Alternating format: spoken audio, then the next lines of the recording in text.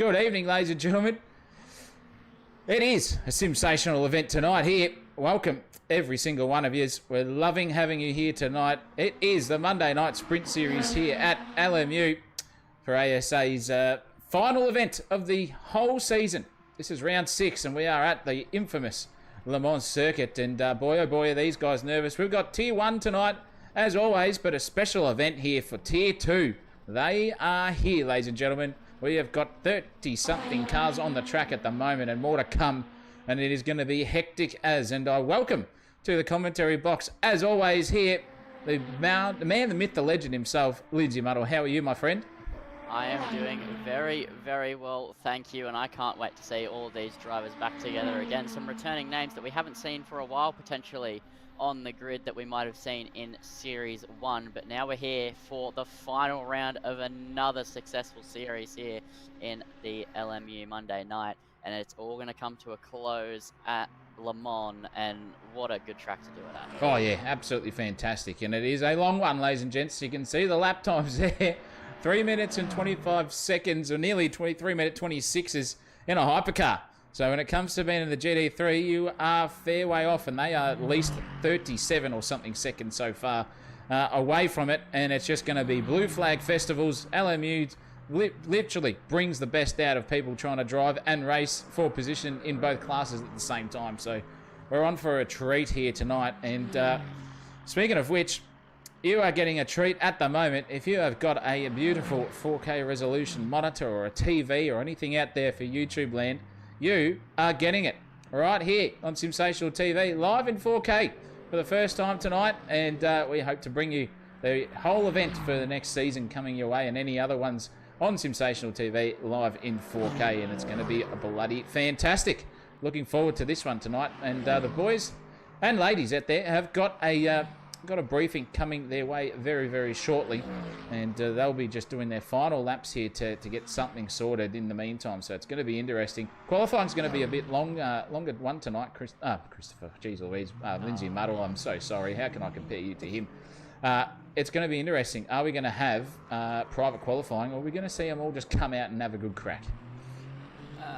Well, I do believe it is private qualifying as per usual here in the Monday night series, but around Le Mans it's probably better to not have GT3 cars absolutely all over the place with the closing speed, especially with the hypercars at the Porsche curves. But we have 3 minutes to go in the practice. As you said, they'll get briefing underway, and so now we can get a little bit of a representative look as to what we're looking at pace-wise tonight. So Colombo currently sitting 1.1 seconds clear of Guerrero. Normally, that would be an enormous gap, but at Le Mans, not so much. It's definitely chaseable. Guerrero sitting in second place. We look at Harry Lawrence. He's in P5, but he's also absolutely flying out there in the Cadillac. De Silva sitting in third position. Fowler sitting in fourth. Scanlon sitting in sixth. Vintner sitting in seventh. Rice in eighth. 6 seconds off Colombo. That is an enormous gap.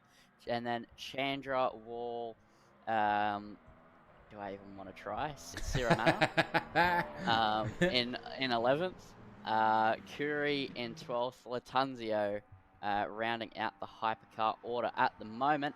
And then Spinazzi, ever the pace setter here in the GT3 class. Yeah, definitely. And he's going to be on hot property at the moment, because the championship is a little bit spicy for the mid-pack at the moment for these hypercars and the LMGT3 guys in the Split 1.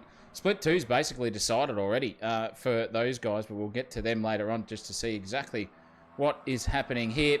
I'm just looking at the timing tower to see if these boys are sort of heading into the pits for a briefing. So we'll bugger them. We'll just get going, and we'll go into what tonight's format is about.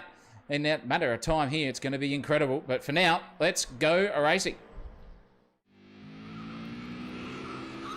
And I'll tell you what, ladies and gentlemen, this is an absolute rip snorter of a circuit. We are live. Round 6. Over back in France. Circuit de la Sarthe. 38 turns coming our way. All the corner names are unpronounceable apart from Virage Ford and Curve Dunlop. And maybe a Ralentisseur Dunlop as well. But we're not going to name them tonight. Lindsay can't speak French. I'm about as good as anyone, so bugger him. 13.62 kilometres for qualifying. It says it's 15 minutes, but I'm sure there's going to be a little bit more for the guys tonight. But a 90-minuter for this one. And the two classes on the circuit are your hypercars and the LMGT3s, as always. We'll go to the standings here just to see what's going on. Matthew Spinazzi, 28 points in front, and that's unless something disastrous happens to him tonight. I think that could be all done bar the shouting. But Shawnee Madison, Shawnee Brimblecombe, very close together. 4 points, in fact, only between second and third.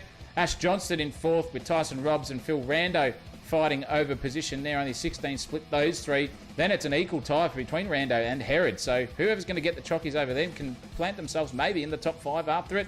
Luke Fleming in 8th place, Dylan King in 9th, and Sean Jacobs is your top 10 there for the LMGT3s. For the hypercar guys, it is Harry Lawrence.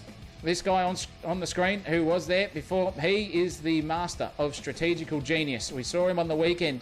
If you were tuning into that one to see how he did it, look out for him tonight. Mohamed Colombo in second, quickest man on track at the moment. Benny Vintner in 3rd place. 3 points away is Nick De Silva behind him too. So Latanzio and Chandra and Fowler have all got a battle on their hands for the top 5 positions, with Hanikuri, Matt Lamb Shank in fact, and Paul Britt round out your top 10 there, Lindsay Muddle. And it looks like these boyos are going into their pit boxes because practice has ended here, and this one is going to be interesting. What are the boys thinking now as a racer yourself, Lindsay? I think for me, it's going to be, you've really got to get yourself in the mind state to just absolutely go for it for your qualifying laps, especially at a track like Le Mans. The lap is so long, any one mistake can ruin an entire lap, and that's a long time to wait before you can get around to the line again, in which time you can especially end up overthinking it as well. You'll be like, I don't want to do that again, I don't want to mess up my final run in the same sort of way. So it's all just about focusing, clearing your mind, and hopefully having a better round than Rory McIlroy did before the playoffs in the Masters. Well, yeah. In fact, you want to finish like Rory McIlroy did in the Masters and win it. Exactly what you want to do. Yeah, you want to have his playoff round. You don't want to have his 18th hole putt. No, definitely not. The press conference there was interesting. What are your thoughts after that putt? And he basically gave donuts. But that's what you get as a winner. Who gives a rat's toss bag? It's all over by the shouting. But that's your practice order there. Colombo is the man, 1.1 seconds over 13 kilometres. That's nearly a tenth a corner there in front of Nicholas Cotero.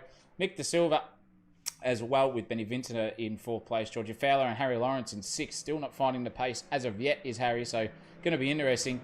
Bit of a strategical battle too coming our way, Lindsay. I got the inside information that they're not even going to get 12 laps out of these hypercars before they have to come in for a pit. So you equate that with 3 minute 30 laps, well, 12 threes are 36. So they're going to have to probably do a 2-stopper here tonight in the hypercar class. Yeah, that's really interesting. 90-minute race, 36 minutes roughly. Yeah, 100%. That's really strategy-wise, that's limiting, I think, for the hypercar class. So I think strategy is going to come down to it. And we know that Harry Lawrence is a big fan in the strategy department, so that could definitely play into his hand. But here we are.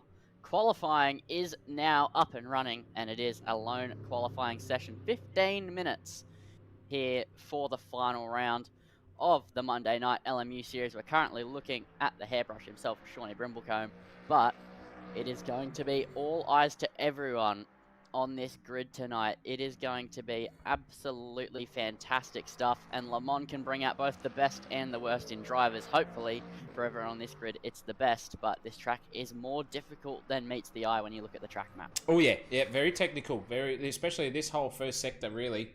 You've got to nail every apex, not let the car slide too wide, nail the braking zone before the Mulsanne straight, because you could be in a world of pain under the suck from the guy behind you. So keep that in mind, ladies and gentlemen, when you're watching tonight. It's great to have everyone here. We've got Jesus in the chat there going on for Colombo. We've got Braden Moore saying these cars look like a blast while they do, and Wade has made the tough decision, which wasn't really tough. Watch travel guides with the missus, or jump in the PC and watch sim racing. Well, we know what he's doing right now. He is here ready to go. James Harden's in the chat too, so great to have you with us.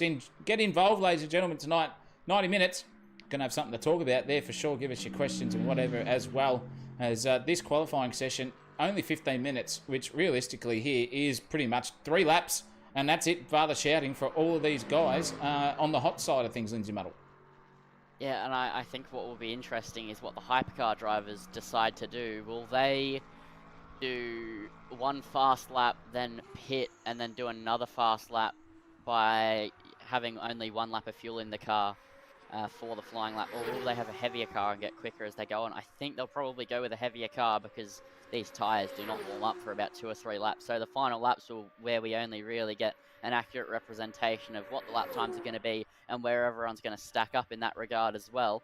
But we're currently looking at Guerrero. He did very well in the practice session in the Alpine, and I was hearing whispers from a few of the drivers that the Cadillac is not very strong at this circuit, so that does not help Harry Lawrence. And is he the only Cadillac on the hypercar field? Yes, yes, he is. So it only hurts Harry Lawrence, and I'm not sure about the rest of the cars, how they stack up. Normally, Ferrari goes pretty well around this circuit from memory, as well as the Alpine and the Porsche. It's pretty balanced all the way across, except for the Cadillac, from what I'm hearing. So that'll definitely be interesting for the man who got 6th place in the practice. But it really comes down to the driver at Le Mans. Obviously, cars can be stronger, cars can be weaker, but when it comes down, especially to the race, your consistency and your ability to get this car around the circuit as quickly but as safely as you possibly can is going to be absolutely critical, as well as remembering that you're going to have to pit a few times. Yeah, you are. And you're going to have to pit, you're going to have to come in, think about what you're doing, make that battery last as long as possible. And it's incredible to kind of hear that, that the Cadillac is a slower machine around here. That big booming V8, you would think that it would be an absolute barnstorm around here, but that's hypercars for you.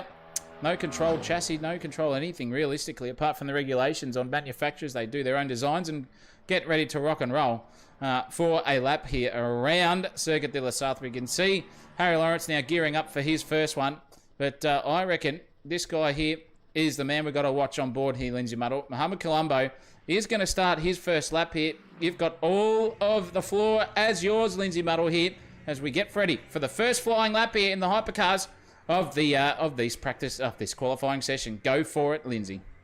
Alrighty, so here we go on board with Mohamed Colombo at Circuit de la Sarthe. He has a long lap ahead of us, ahead of himself, sorry. 13.6 kilometers ahead of him as you go absolutely flat out here through this right-hander, and then heavy on the brakes. Do not lock up the inside tyres. These cars do not have ABS. Absolutely clobber the curbs and then power the car out, and you now make your way down the hill. Very, very blind, but you will know where to turn the car in if you're absolutely on the limit through this cheeky left-right. Very easy to get it wrong, and it's very deceptively tricky with the inside curve the way it is. Now through Tete Rouge, fully committed there. You've got to keep the downforce load on the car, otherwise the rear will give away, and now you make your way down the long Mulsanne straight. It feels like it goes on forever. These hypercars getting well over 300 kilometers an hour. You can see the speed climbing here for Mohamed Colombo, reaching about 330 kilometers an hour as he heads into the chicane,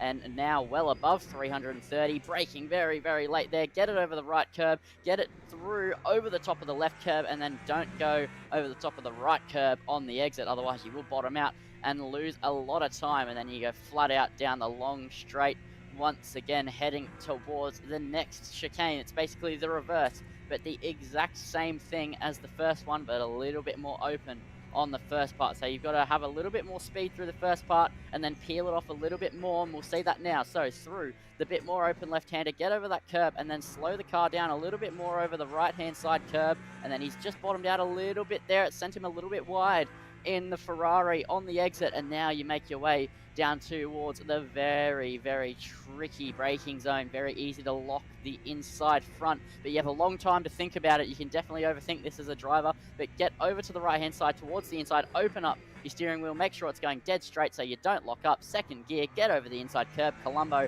handling absolutely fantastically, and then you go all the way flat out. It's a very, very long straight. That's the theme of this circuit. Very low downforce circuit with only 1 or 2 really high downforce sections, and we haven't even gotten to them yet, but we're making a run towards one of them now as you head towards the famous Indianapolis section, and this is very, very on the limit. You've got to know your car here to get this right, flick it through the right, and then you've got to be so confident your brake works here through the left-hander. Don't hit the gravel on the outside. Colombo does. That'll be a time loss there as you now make your way through Arnage, a very tricky right-hander, just tricky to get the power down really, and it's also hard to not understeer off the apex, but Colombo looks very, very planted, and now I think everybody's favorite part of the track is coming up. You have the Porsche curves, a very on the limit high speed section of circuit here, so just prepare yourself and then flick the car, and if this is real life, you'll be preparing yourself for the G-forces, but absolutely on the limit, flat out through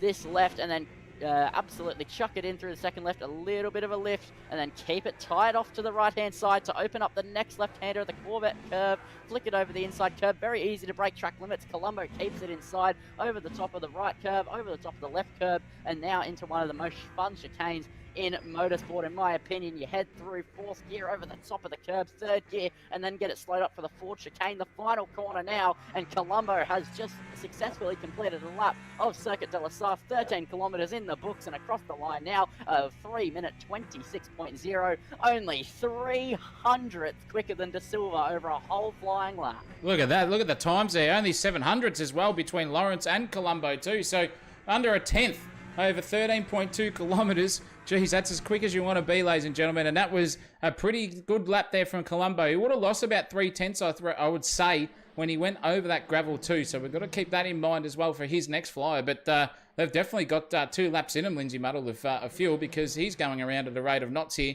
The GD3 guys are about to cross the line at the moment. We'll ride with Ricky Packham to see what he's going to do in the Mustang here tonight. This is a quick car at the best of times, and with all of these long straights, geez Louise, this car will be ready to rock and roll. He's rounding the final sector here through the left to right whoop-de-doos, as they like to call them there in America. Now, all the G-forces, as Lindsay said as well, for these guys, not as much as the hypercars, but geez, it's quick around here. We can see the timing tower is just starting to go forwards. Andrews is on pole here in the GD3 so far.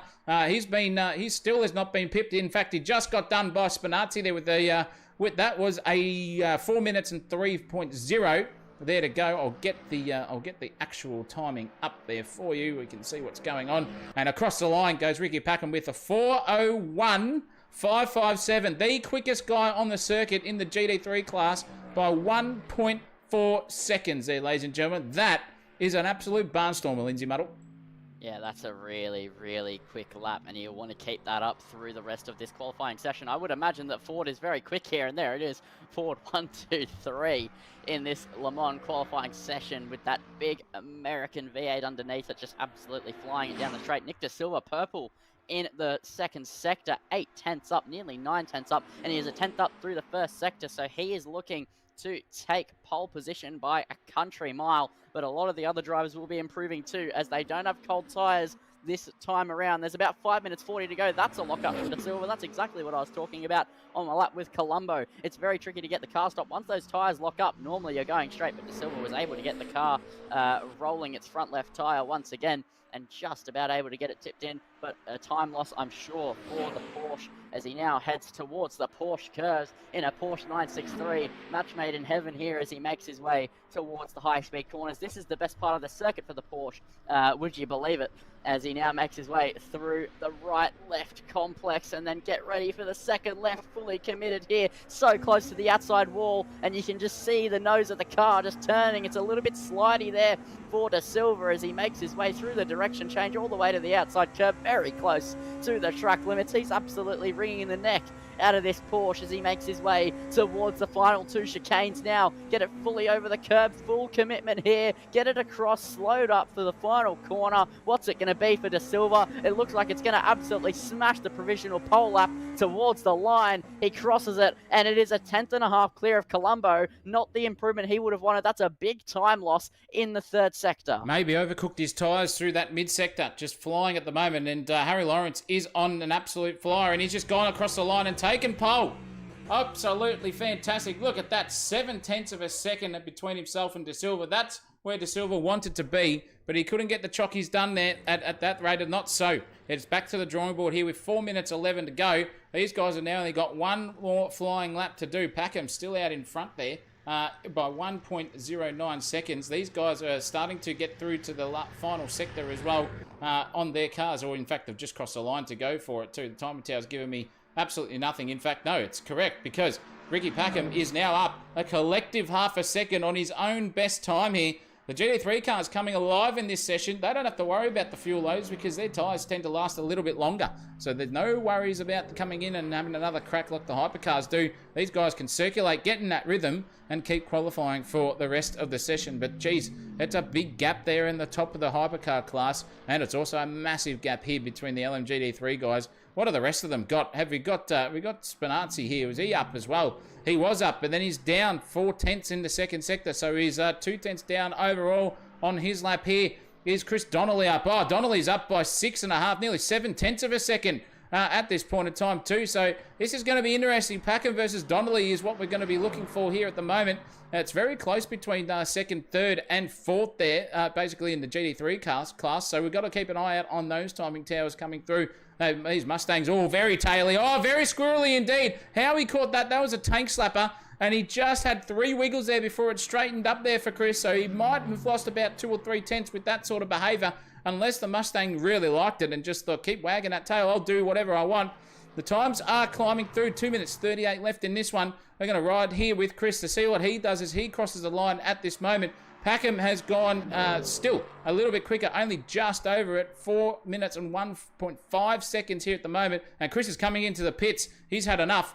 He's going to come in, and that would be his qualifying session done and dusted. Packham has got it on the board. Thank you very much, Mother, for the rabbits, he says as well. And he's parked it up on the side too. So we've only got an outlap left here for these two in the hypercar class here. We've got green sectors going around everywhere. Geordie Fowler has set a very, very quick time for his own personal best. He's 2.8 seconds off at the moment, and he's going to wipe off 1.3 of that at this rate so far, which will bump him up into 4th place. What is the guys in front of him? What has Colombo, Chandler, and Gutero got for him to answer? I'm not too sure. Sat Shiramana is in the pits. He's out. Peter Wall's going for a hot lap here. Will he get around in time for the next one? If that is not the Mulsanne Straight, it probably is. He might just get there. I don't think he will. But we've got a lot of guys circulating here. Still Harry Lawrence out in front by 7 tenths of a second in that slow Cadillac, Lindsay. Yeah, he's absolutely flying as I'm eating my own words, but I was just going off what the drivers were talking about before. But as I said, driver makes the difference, and Lawrence is absolutely putting that on display. But what really intrigues me here is the fact that we're going to see maybe a struggle through the first sector for some of these drivers, as they won't have tyres up to temperature here, especially at Le Mans. The big straights, it's very difficult to get the tyres up to temperature. So for the first lap, is never really ideal, and I think we saw that in the opening runs. So if we see a big improvement from any driver, that's just because they've absolutely gone for it, I think. And Colombo is up 6 tenths in the second sector. He was 900ths down through the first sector, so he is absolutely hunting for blood here. He wants pole position, and a good third sector is all it'll take, unless the other drivers around him also improve as we go on board with the Ferrari towards the most committed part of the circuit. We've seen some brown pants moments from a GT3 Ford Mustang. We've seen on the limit sectors. What does Colombo have for us in store here? He makes his way up the hill through the right-hander now. Complete commitment to the inside curb. Gets it across nicely and then completely flat out through the left. Easy does it in the hypercar. Tip it through the right-hander and then tiptoe around this double right. And he's kept it even tighter than most of the drivers we've watched. He's absolutely on a sensational run through the third sector, and now towards the chicane. It's going to be full commitment here for Colombo. He has the pole position potentially, but all it takes is one final commitment here, and rounding the final 2 corners through the left, over the right. Will it be provisional pole position for Mohamed Colombo as he crosses the line? No, it's second place, and he's only a 10th away from Harry Lawrence. Whee, what a finish there to qualifying. That is what we wanted to see, ladies and gentlemen. And this is going to be an absolute belter here tonight. I can guarantee you that. Fantastic racing from everyone so far in the driving department. They're looking very, very hot under the collar. That's it. Harry Lawrence takes pole by only a 10th over Mohamed Colombo. Gave everything there in the end. He did, that's for sure. Nick De Silva coming through in third place, 7 tenths away. And then we've got Chandra, Gutero, Vintner, and Georgie Fowler, and even Simon Scanlon, all within about 3 tenths of each other too. So that's going to be tight as well. Big losses there for Hani Kuri, and we've got Sirimana, Rice, Wall, Latanzio rounding out the grid there for the hypercar class. 13 of them on the track tonight. Ricky Packham, he's got pole position by a country mile there as well, 7 tenths over Spinazzi. Chris Donnelly in third place, Matthew Herod and Lachlan Andrews take out your top 5. Then we've got Liam Brooks, Ash Johnston, Martin Glastonbury, Will Dixon. The hairbrush, disappointing for him. He's should be way back up there, but not the case in the Mustang. And Benny Collins, not the Stig, rounds out the top 11. Hardy, Jason Brown. We've got Starkey Brown, James Harden, sorry. Starkey Brown, Miles Johnston, Nick Hill. Nick, is that a D or is that a Dulmock there for Nick? I'm not too sure. Leo Dreyer anyway. And Hayden Marsh, the water bushman right there in the last position for that. 33 cars on the grid though. How good is racing on a Monday night? That is something that you want to have, ladies and gentlemen. You want to see everyone going at it hammer and tong. And we've got 90 minutes before we wave the checkered flag and the winner is crowned in both classes. Get your predictions in the chat as well. Give us something there. Sanji San has given us a big cheer on. He's going for Hanny Curry, so that's good. Ron Marshall, good to see you there as well. Big son. Harry will have a trick or two up his sleeve, says Harry. Well, I'll tell you what there, Lindsay, he's probably right. Yeah, I would absolutely say that's 100% right. Especially, he'd have a trick or two because there's 2 pit stops, and that's absolutely where he excels. Now, Mr. Zach O'Reilly, I think you're going to like this one. So, you love a good nickname, don't you? Yeah. Yeah. So, Packham, who's on pole for the GT3 class, the Packham pair. As a Coles worker myself, I thought that was ingenious because I'm going to call him Packham pair now. If I had crickets on the soundboard there, yeah, I know. I would probably give you the old crickets. I thought it was clever in my head, and then I said it out loud. Okay. And it sounded really good in person. Yeah. It was, you had to be there in the moment, sort of thing, was it? Yeah. I reckon. Yeah, you had to be in my head. You had to be in my head. It's because I'm a Coles worker, right? I spend all day scanning Packham pairs at the register, so it was playing on my mind. And then I saw the last name Packham, and I was like, I'm a genius. And then I said it out loud, and I was like, I just want to disappear from the commentary box. Let's get Rabs in here instead. Well, I'll tell you what, we need some quality, but it's perfect quality here at the moment. 10 out of 10 in both of us in the commentary box with some self-praise there. Really bad dad jokes aside, you got the best in the business. It's good to have you with us tonight. We've got Moldy Sporks in there as well, saying he couldn't join. Well, that's all right, mate. Just wash yourself, go get a shower, get comfortable in your couch, and watch on here tonight and see how these boys go along tonight. It's going to be very, very interesting. Qualifying is done, as you can see on the screen, and racing is not too far away here. And we're going to have some tyre compound battles going on here, I reckon. Who's going to go on what for the rest of the race with a 2-stopper? And batteries limited to about 13 laps there for the energy levels on these hypercars. Ooh, it could be interesting here for us. Oh, we've got to keep tabs, Lindsay. That's one of the big things tonight. Tabs on what's going on, who's pitting, who's where. But 36 cars on the grid. We've got split 2 involved in this one. 33, sorry. And we've got to look out for those guys because they're also racing 4 sheep stations as well. The leaders in all of the ASA's competitions are pretty much straightforward. But when it comes to split 2, the cream sometimes rises to the top and it doesn't. In the hypercar class, Peter Wall in split 2 is leading it, but only by 3 points over Siramana. So keep that in mind as well for those two in the hypercar class. And then in the LMGT3 class, we've got Antonio Montero, basically with the win. He's got 19 points between himself and Liam Brooks, but Liam Brooks and Stephen Martin could be switching places with only 5 points between them two. So a little bit of us to think about in the commentary box as well. But in saying that, it's never over until that fat 80 sings, Lindsay. Yeah, especially at a track like Le Mans. You know, there's so much going on, and there's always carnage, especially in a multi-class race, and that's just part of the beauty of it at the end of the day. And I think that, especially with the fact that we got split 1 and split 2 drivers, there might be a little bit of a deficit. And I have a question for you, Zachariah, because you might be a bit more knowledgeable than me in this department. So is it going to be like a multi-class on multi-class in the sense that the split 2 drivers still get the points for, say, if they were winning split 2? Or do they get the points they would get for that position if it was just their normal race?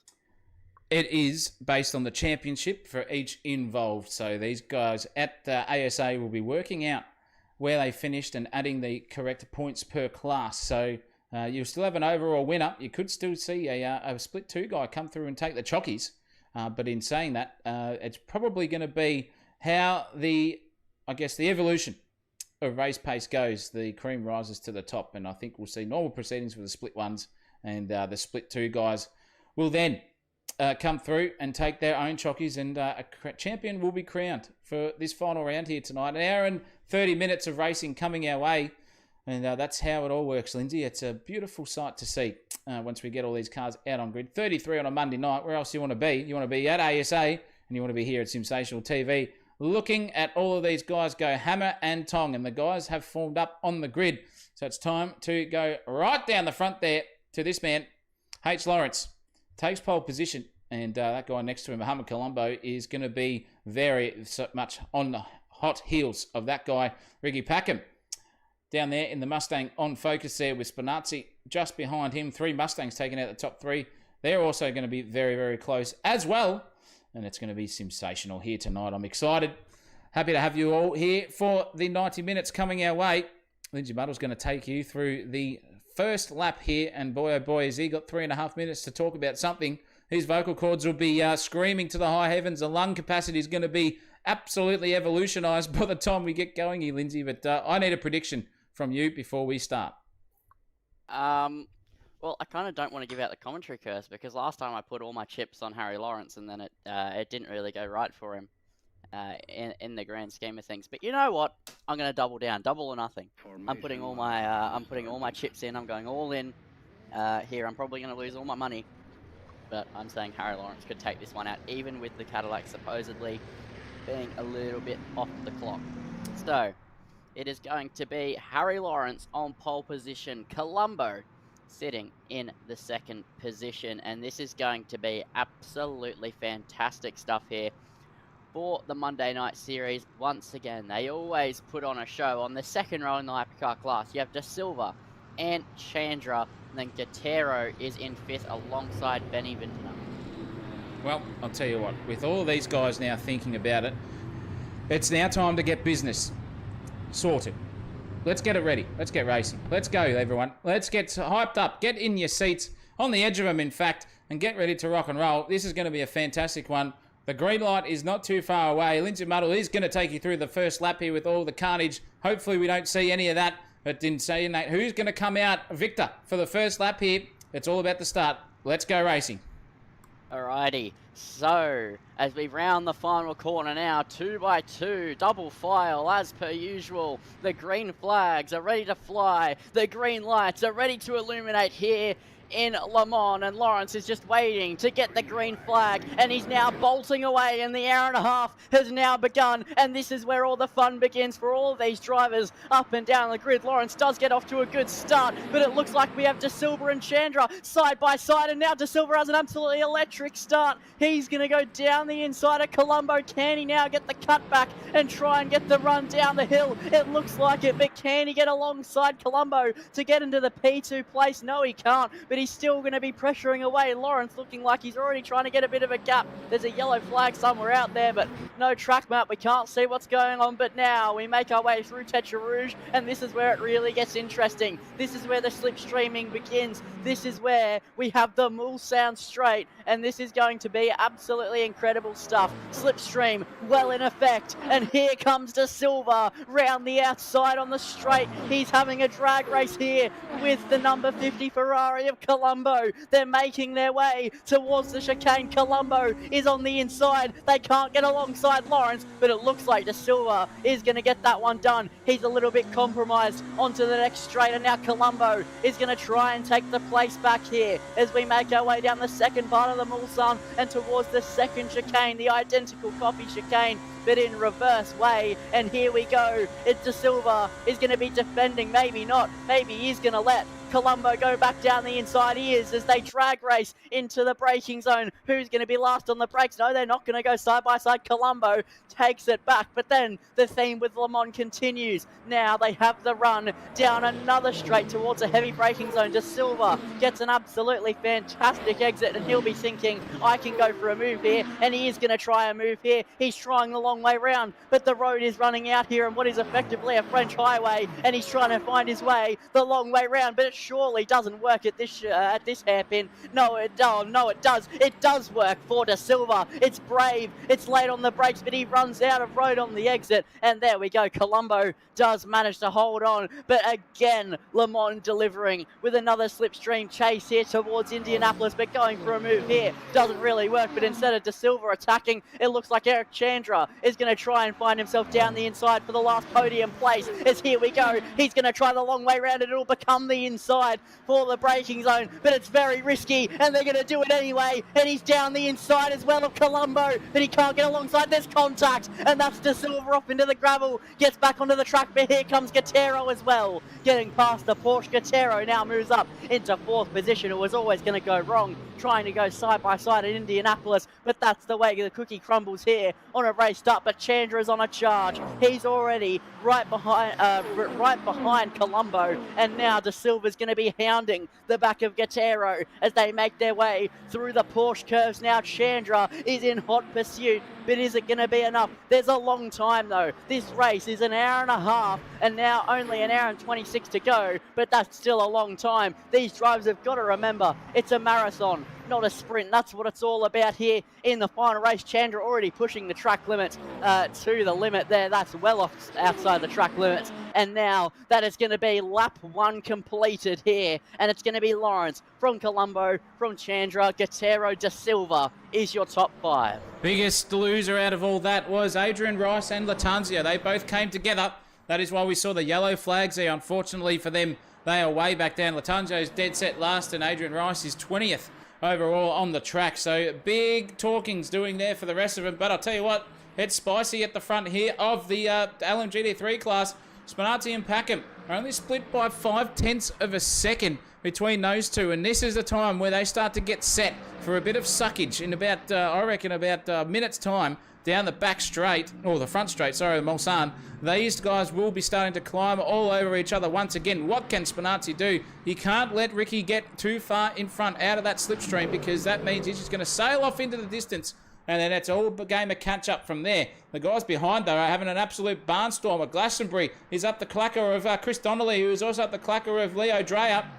And I'll tell you what, these 3 customers here are very, very quick indeed. Leo Dreyer and Glastonbury are guys in the Tier 2, and they are currently 3rd, 4th and 5th overall. Happy days for them. They're driving really nicely so far, and it's good to see with all these guys having a crack up with the big boys and seeing where they stack up. It's a credit to one man, Alex Kay, who's basically the coach of all those guys, runs that split 2 and gives all those young whippersnappers to LMU a bit of a G-up and tells them where to go, where to race and everything like that. So Mr. LMU himself here in Australia, Alex Kay, getting the split 2s up here into the top 5 so far. Classic stuff from them. It's still on at the lead. We've got Colombo versus Chandra, and only 6/10 up the road now in the hypercars. Here's Harry Lawrence. He hasn't galloped away too much. Only 6/10 over now, about 20 kilometres of racing so far, and they're only split by at least 1.1 seconds split over the 3 of them. So very, very close indeed. We've got a little bit of a gap there to De Silva and Guerrero. Benny Vinton are also a fair way back, but those guys are starting to battle over a little bit of position changes as well.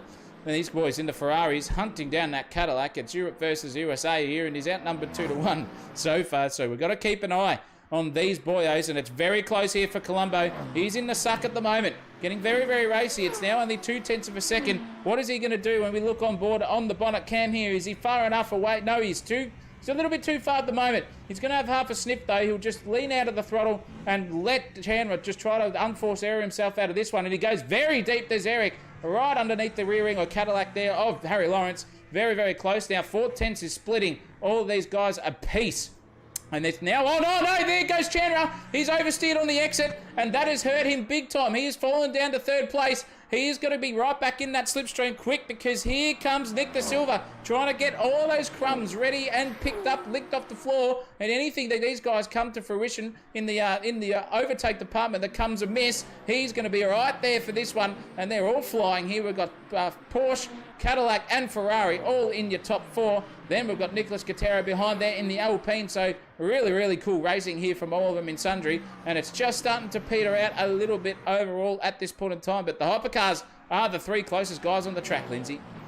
Yeah, and that's exactly what we want to see. It's always going to be the battle up the front that creates the most action when they stay together, and right now they are well and truly staying together as De Silva's all the way over the back of Chandra. We saw Chandra get past De Silva on lap 1 with a bit of contact. Will De Silva now seek a little bit of vengeance potentially in that Porsche? Is he going to try and force a move potentially? There's a lot of time. He doesn't have to, but sometimes the red mist can definitely take over what logic really makes sense. And let's see what the Porsche can try and do. He has a run towards the sector before the Mulsanne Tetra Rouge is going to be crucial, and the Porsche is very strong there, and Chandra looking a little bit lacking right now through the first sector. He's fallen off a little bit from the back of Colombo, and that's another mistake there from Chandra heading into the most important corner on the whole circuit.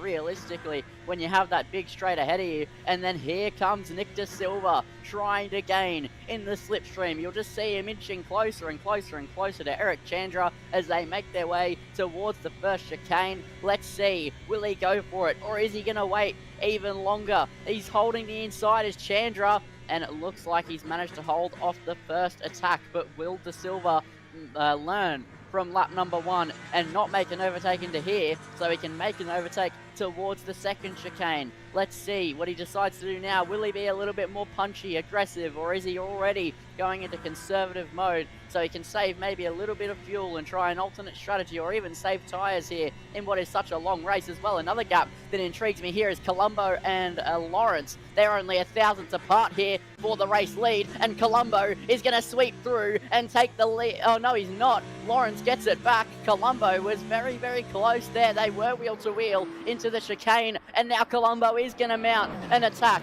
He's in the slipstream of the Cadillac, and now heading towards the hairpin. Is he going to be close enough? It's risky, but he forces his way all the way to the inside. He's going to barge his way through. He has no room, but he's going to make some space and try the inside run on Lawrence. But Lawrence, with masterful defense, holds onto the place for the moment, but it's not done yet. The drag race towards Indianapolis begins now. The Cadillac in defense, but will he have much to defend from here? The slipstream of the Ferrari might be too powerful, but now he's being forced a long way around. It's lap 1 between De Silva and Chandra all over again here as they head towards Indianapolis. Will Lawrence back out? He's trying to keep the nose in here as they sweep through the fast right. He does back out. He opens up the next corner. Is he going to try a run into Arnage? No, he's not. The Cadillac driver has now been overtaken for the lead. Colombo is your new race leader, but Lawrence will not be done yet. That's the beauty of Le Mans. There's so many straights, so many opportunities swapping around. Will not always be the worst case. You don't want to hold the lead for all your life unless it's the final lap of the race, and Lawrence wasn't too bad to let him by. He just wanted to let him go, keep conserving, and now he's going to slot back in single file and wait for the next lap to try and strike. Yeah, definitely. And if we have a look at the energy levels remaining here on all these guys, Harry has still got the most there. Colombo's using a fair bit of battery. He's got 10% less as well, so we've got to keep an eye on that for strategy as well. 60 odd percent here with only, what's that? That is, how many minutes is that? That's only 12 minutes gone in this one. And these boys are well and truly using it all. So massive sort of split in the strategies coming their way for tonight. This is going to be interesting to watch. It's not over yet. Lawrence playing the long game as always. De Silva's done well, and so is Benny Vintner also there too on the battery life. So that's when they're going to come in on their energy levels and come back into the pits. Who's going to be undercutting? Who's going to be overcutting? It's all going to be down to that percentage there. So we've got to keep an eye on that as the racing goes on tonight. We'll have a look and see where your fan favourites are in the top 5 on both splits. Colombo, Lawrence, Chandra, De Silva and Gutierrez are there first, second, third, fourth and fifth. And LMGT3. Packham has got 1.7 seconds over Spinazzi, then Dreyer, Donnelly and Glastonbury. All in the top 5 there as well. Those guys are now sorting themselves out between the men and the boys. I'll give you the hot tip. They're driving absolutely fantastically there. This battle has not let go one iota. There's another battle happening a bit further down the field in the GT3 class, but these guys are still collectively the quickest one at the moment. This is exciting. This is exciting stuff. Bit of a flash there from Lawrence. He's gone right up. He's not even locked the brakes as well. So that is something to think about there for Harry. Those tyres do not want to be anything other than round. Once you get caught on one little bit, of a flat spot on the tyre. Every time you brake, it'll just keep catching itself on that one, and it just gets worse and worse and worse. The steering wheel becomes like a bloody vibrator, and you're just thinking, oh no, it's going to rattle the car apart here, and my arms. With an hour and 18 minutes left, you don't want to have too many of those moments, but he's going left and right. In fact, he's going to try and dive down the inside here. Oh, geez, he got up on the curve. Just missed out there, but he's going to be hampered here on the exit because right up his ass now is Chandra. He's looking really tasty at the moment, is Lawrence for Chandra. Can he get a move done here? We've only got a little bit of this straight section left to go. There's suckage everywhere. We've got a three-way, four-way going on at the moment between all these boys. This is incredible racing, and you just can't look away. These guys are going hammer and tong as we come into the heavy braking zone now. Right-handed to navigate. Has Lawrence got the grip? He does. He hasn't locked up there, so it's now game on because also De Silva's coming in really strong on the brakes.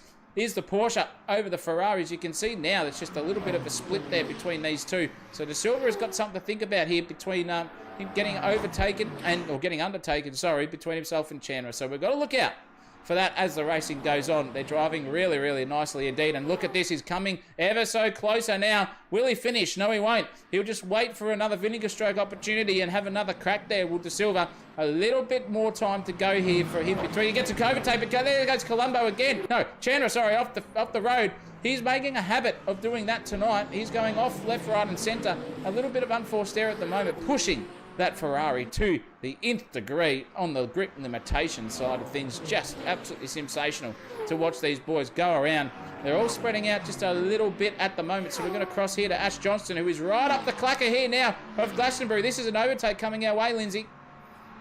Yeah, here comes Johnston. He pulls to the right-hand side of the Ferrari as they make their way down the straight. It's Porsche versus Ferrari, and there goes Johnston getting past Glastonbury and into the first chicane. But now the Ferrari is going to have an excellent run towards the next chicane. Will we see what we saw in the hypercars on lap 1 between De Silva and Chandra? Will we see them swapping around again? No, it looks like Johnston got an absolutely fantastic run, but the Porsche isn't particularly known for its strong straight line speed. And never mind, he's not getting caught at all. The Porsche is absolutely flying along. There's the Ferrari entering the camera shot, but Johnston does look clear and in the safe for the moment, but he's still going to have another crack for Glastonbury, and Johnston will not be safe. He will know that unless he has an absolutely fantastic run through every single corner for the next couple of laps. He will still be under pressure. That's what Le Mans is all about. It's all about not making mistakes, and actually it's a very similar theme to what we saw last night in the classic, Zach O'Reilly.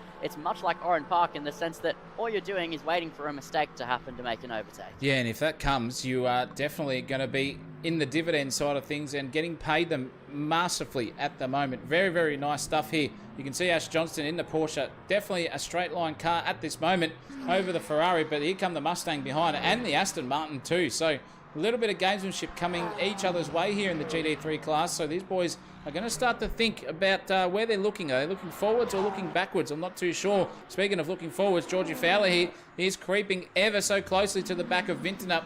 They've only got 0.3 of a second between them. And then right behind them is Hani Kuri coming through as well. So inside for the top 6. This is the battle on between these three. Coming light astern as we round the second half of the Mulsanne Straight. These boys are ready to rock and roll, climbing up to 312 kilometres an hour plus here at the straight. These hypercars are not slouches in a straight line, nor in the corners. It's beautiful to see as they all go around, and the gaps have just split out at the front a little bit there. 4/10 now between Colombo and Lawrence, and Eric Chandra has had a mare. He's 1.3 seconds away from them too, so keep your eyes out on that little battle between De Silva and him coming our way very, very shortly. Adrian Rice is trying to climb through the field at the moment in 12th place in class, dead last, but 17th overall, coming back from 26th.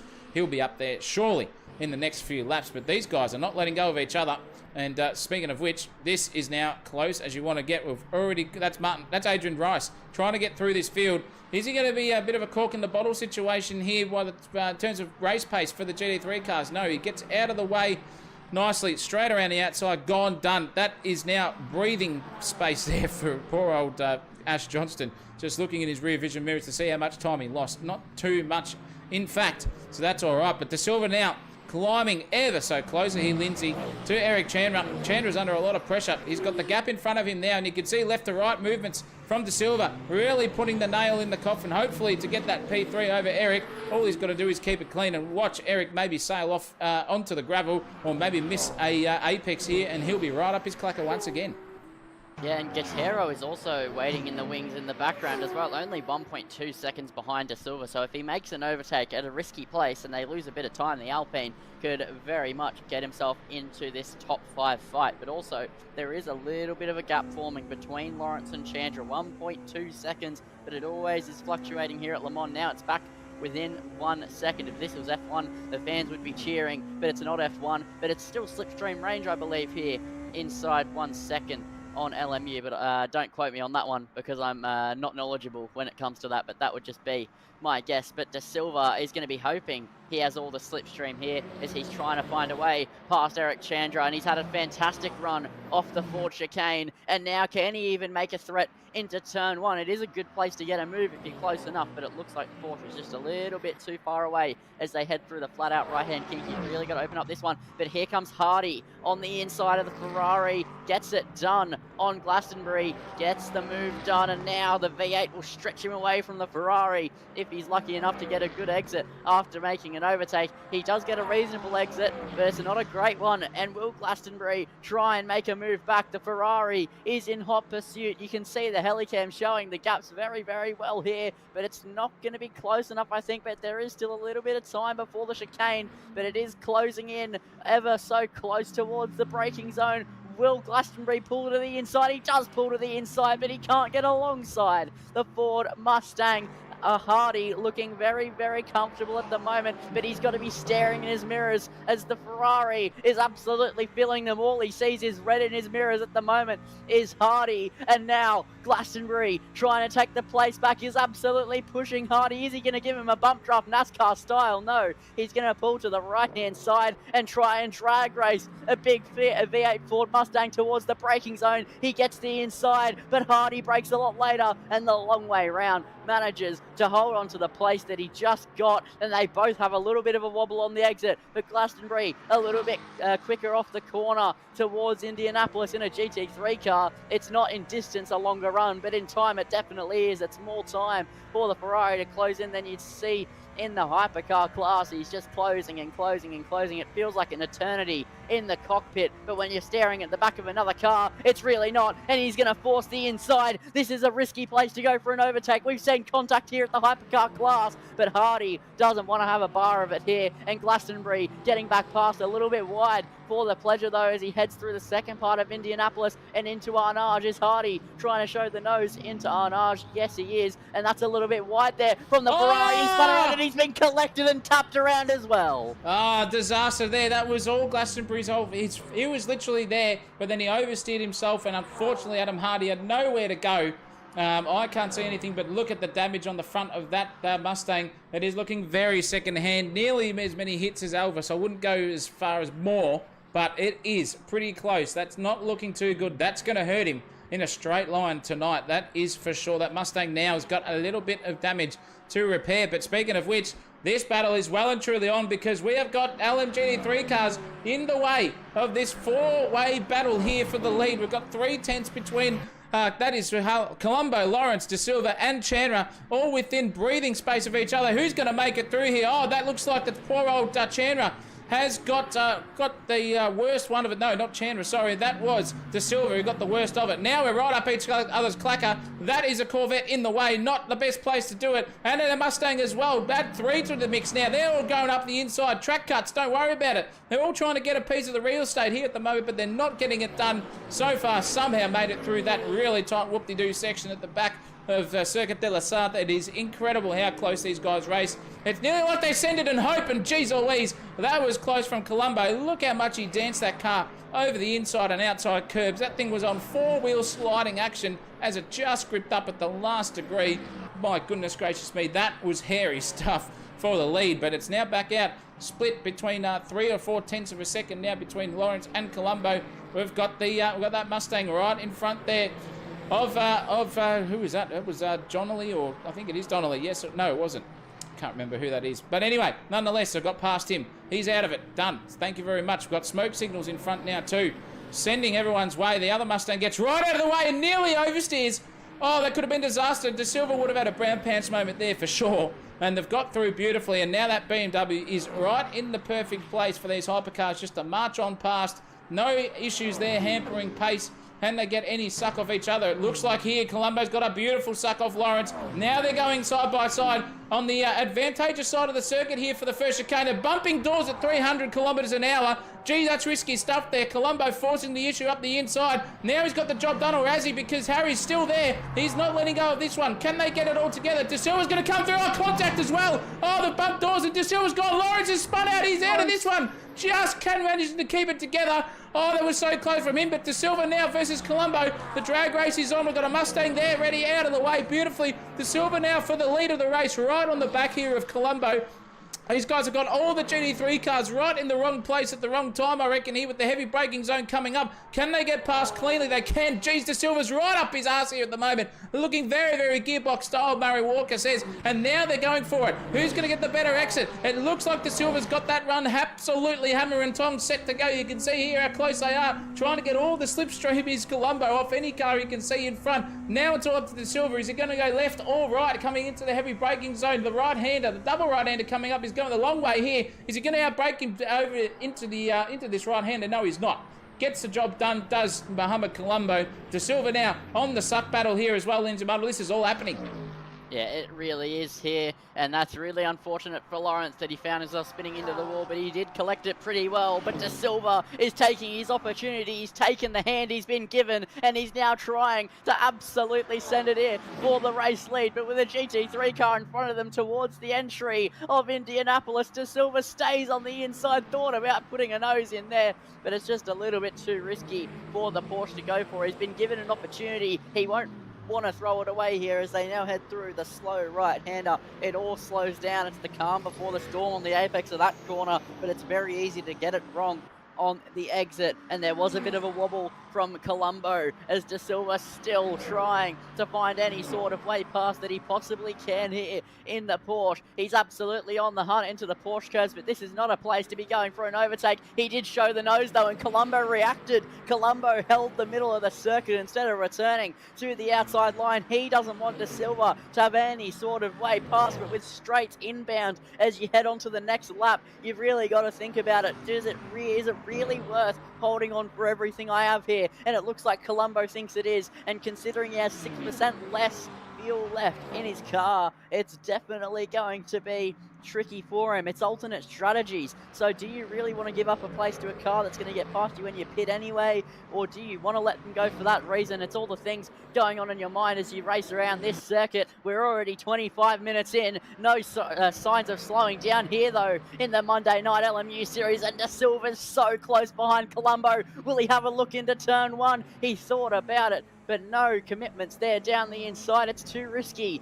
I'm sure De Silva's thinking in the cockpit. And now, speaking of the cockpit, we're on board here with De Silva as we can see exactly what he's tackling. He's down the inside of a Ford Mustang, another one in front of him. Hopefully it doesn't compromise either of these hypercars, but it looks like Colombo had to hold up a little bit heading into Tetra Rouge, but that wide entry there is really going to hurt De Silva, and his attack that he's trying to mount onto the straight, that's a big time loss for De Silva. But there's a lot of slipstream going around at this circuit, and he's absolutely flying up to the back of Colombo once again. It probably won't be this straight, but it very well could be the next one if he gets a good run through the first chicane. So here we go, De Silva on the hunt into the braking zone. It's a couple of tenths between them, but if he gets a good run, it's not all over just yet on this lap, and there's plenty of other places around Le Mans to try and go for it as well. De Silva sitting well within the wheel tracks here of the Ferrari 499 in front of him, but can he make it work? It doesn't look like he's going to be close enough this time around,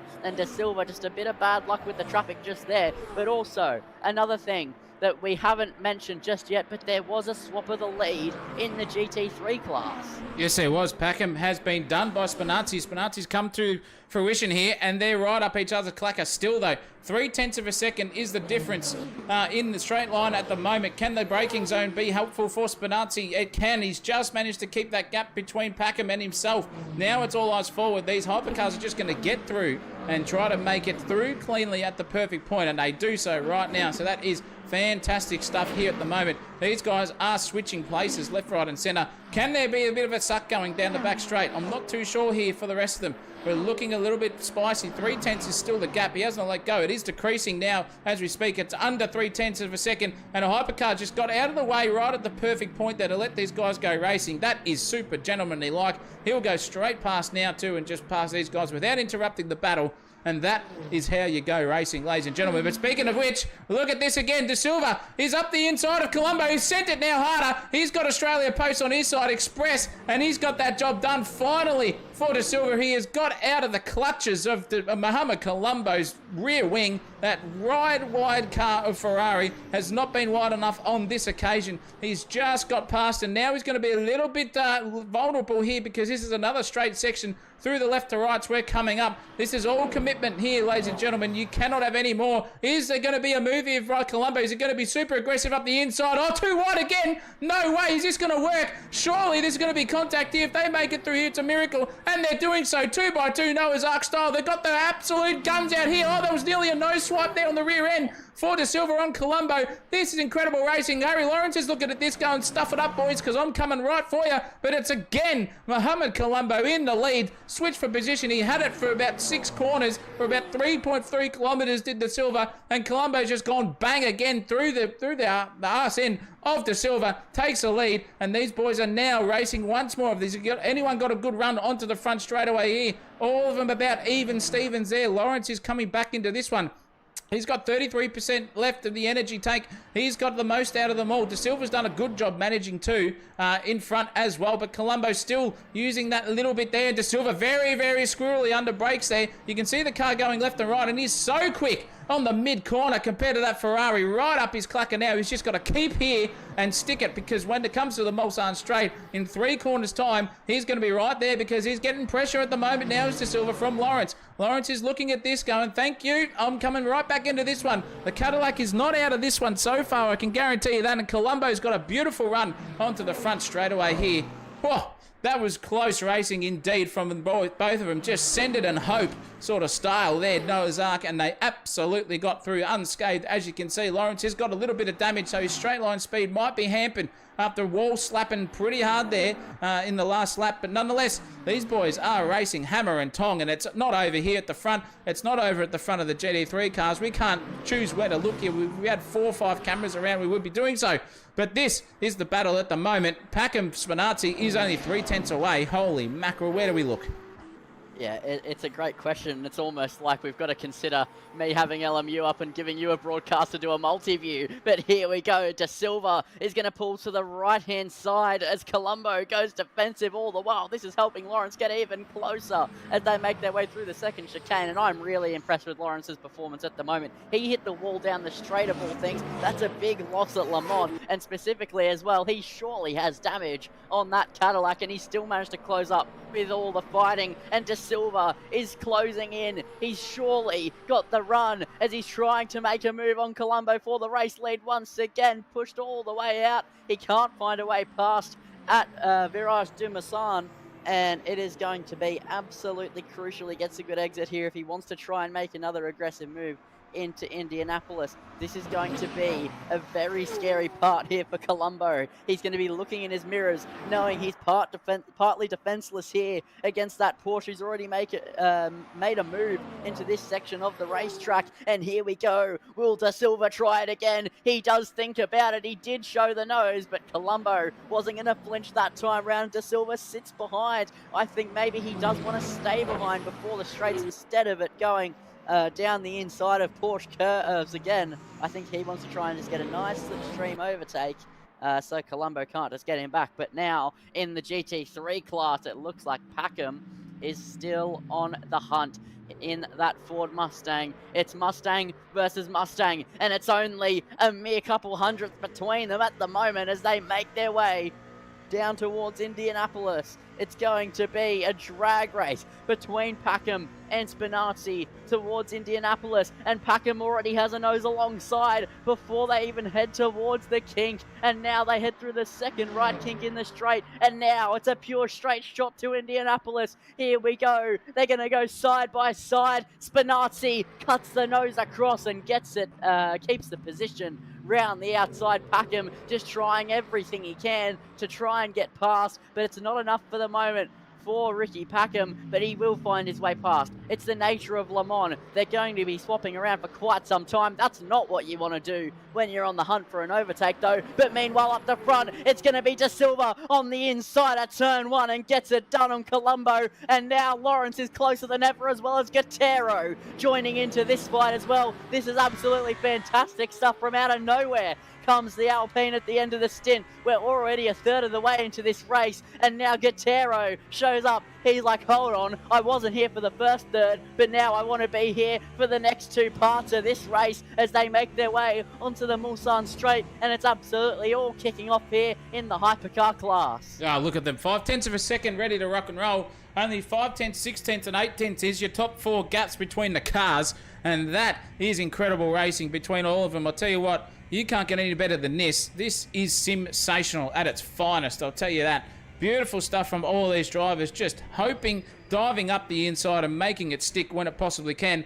You think that we're looking at something with some ping. This is exactly what the other boys are seeing as well. They're just going up and watching them weave left and right and hoping that they get a move stuck without coming together and collecting it. It's a credit to them all. They're doing very, very well here at the speeds that they're climbing through. Geez. It's just one of those things that you have to take appreciation to. Watching here in the combox, we're seeing all these guys go hammer and tong. It's easier for us to call. Imagine what it's like being in the cockpit of these guys. Some guys have motion sims, some guys have triples. Oh, that's an error there from Colombo. Carey Lawrence is going to be right up his clacker and get past him here now too, I reckon. Unless he's not far enough up. Here's that Cadillac got too much damage on the front splitter. I don't think so. It's a beautiful run there from Harry. He's got a beautiful stuff. Colombo's still trying to warm those tyres up. I thought they'd be too hot after that sort of era. But anyway, Harry Lawrence has inherited second place finally. And Guerrero, don't count him out of this one either. He is right there, ready to rock and roll if these boys keep coming together at a rate of knots. And it is now 1, 2, 3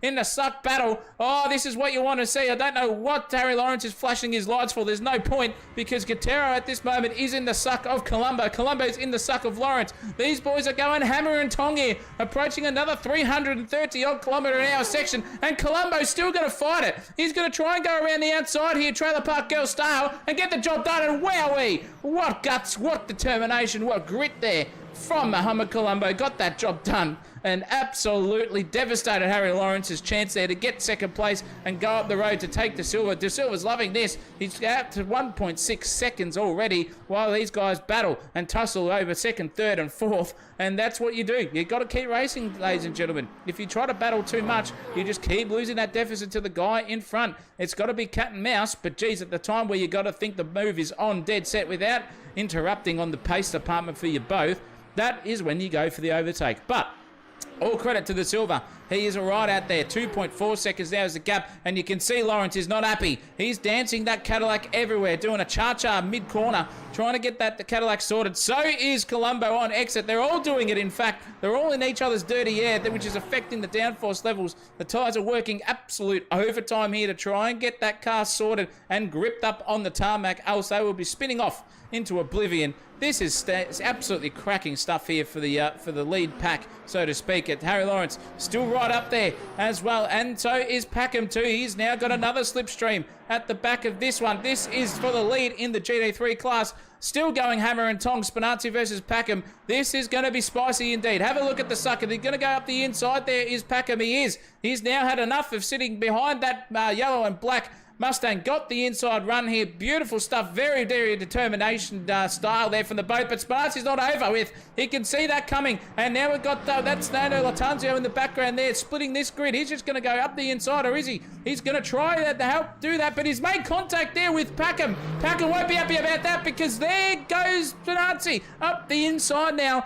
Beautiful run here from these two, driving the absolute wheels off this. I don't think Spinazzi's going to take the position out of sympathy, or is he? He doesn't really give a rat's toss back tonight, the Spino. He's going for it at any stage he could possibly go. He had the lead, he lost it. Now he's got his best opportunity to get it back up the inside. Heavy braking, no. They're single file, side by side. Very, very wise racecraft from these two. They're split by 4.1 seconds behind them to third place of Drea, so don't worry about that. These boys have got their own focus on at the lead pack battle, and that gap out in front in the hypercar class is still at 2.6 seconds, and these guys have not let go Lindsay Muddle. It's Harry Lawrence versus Colombo, around 4 million.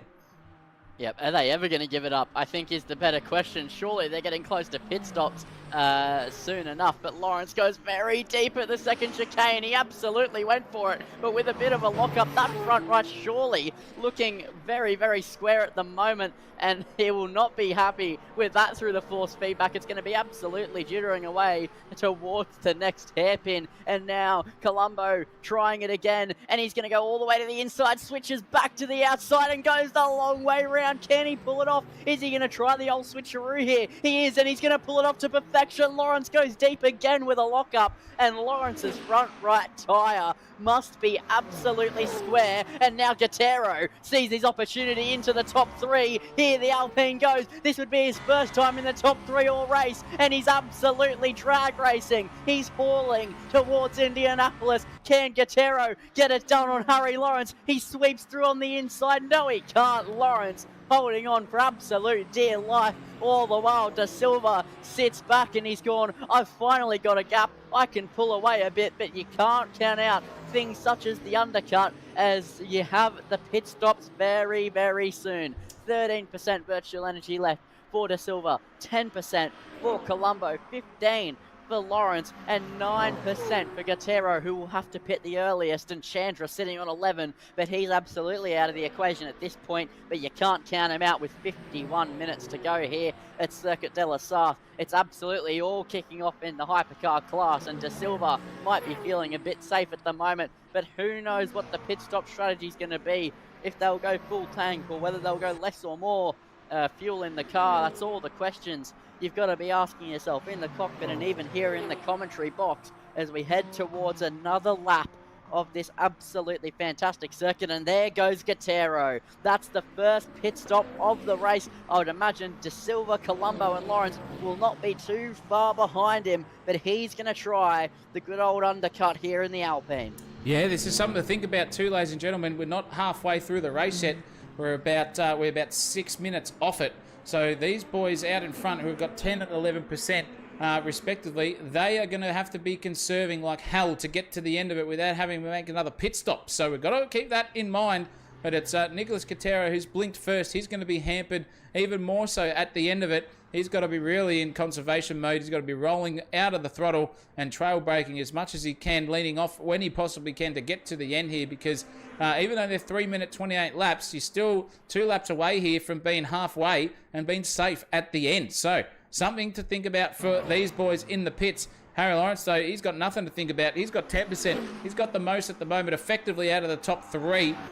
And I'll tell you what, this man definitely knows how to save a battery and energy levels too, and he's using the slipstream to his advantage here. This will be helping him. He won't have to go full throttle at most of the times. He can sort of just start to feather it a little bit at 98, 97% in the suck if he chooses to, because right now he's up the arse of Mohamed Colombo is Harry Lawrence, and he's going for it absolutely now. He's using that battery. He's using every single thing he possibly can to get past him. Slippery customer now is that Cadillac. This is all second place here, ladies and gentlemen, figuratively speaking, and absolutely in reality. These guys are not letting go of each other. Harry Lawrence, is he going deep there again? He is. He's gone real deep there too. Again, not as deep as he went the last corner, but it's still going to be advantage here to Colombo. He's got a beautiful half run here, I reckon, and he's going to be just at the point of not for this corner, but if he can set up the overtake coming his way as we get round into the double right-hander, slow corner, about 100k an hour in these cars, or less. Is he going to set the move up here? No, he's not. Harry Lawrence, has he gone too deep? No, he makes the apex there just at the point of not there. Who's got the better exit there? Looks like Lawrence has got a little bit more rear end grip. The front, however, is looking pretty second hand for him. Oh, this is incredible stuff. Gutierrez is out of the pits. He is now 9th overall, but that will change within the next 2 laps. Where will he come out in reference to these guys? These boys have got to be thinking big picture here too, Lindsay, because the more they battle, the more that deficit that now Gutierrez has, who was right up there, Clacker, for battling for this 2nd, 3rd and 4th place, is going to be benefiting the more these guys battle onwards. Yeah, but you've also got to consider then the cold tyres in these hypercars are basically undrivable when you're on colds for at least the first half a lap, maybe a full lap here at Le Mans. So the undercut might not be too powerful. Spinazzi into the pit lane in the GT3 lead battle as well. So that's something they've got to be considering in that GT3 class as well. He should be able to get to the end though. It's a single lap of saving, but then again, it's a long lap. It's about 4 minutes for them of extra fuel that he'll need. And Brimblecombe also coming into the pit lane. Lachlan Andrews also into the pit lane. All the pit stops going on at the moment, and this is what's going to set up the rest of the next 48 minutes. And in the hypercar class, probably another pit stop, but it'll be very close if there's a lot of fuel saving. Colombo right on the back of Lawrence, pushing him through, but now they're both going to head into the pit lane. There's dust ahead of him, absolutely no idea what's going on up the road, but all I know is that these two are now going to be in the pit lane. And where will Gutierrez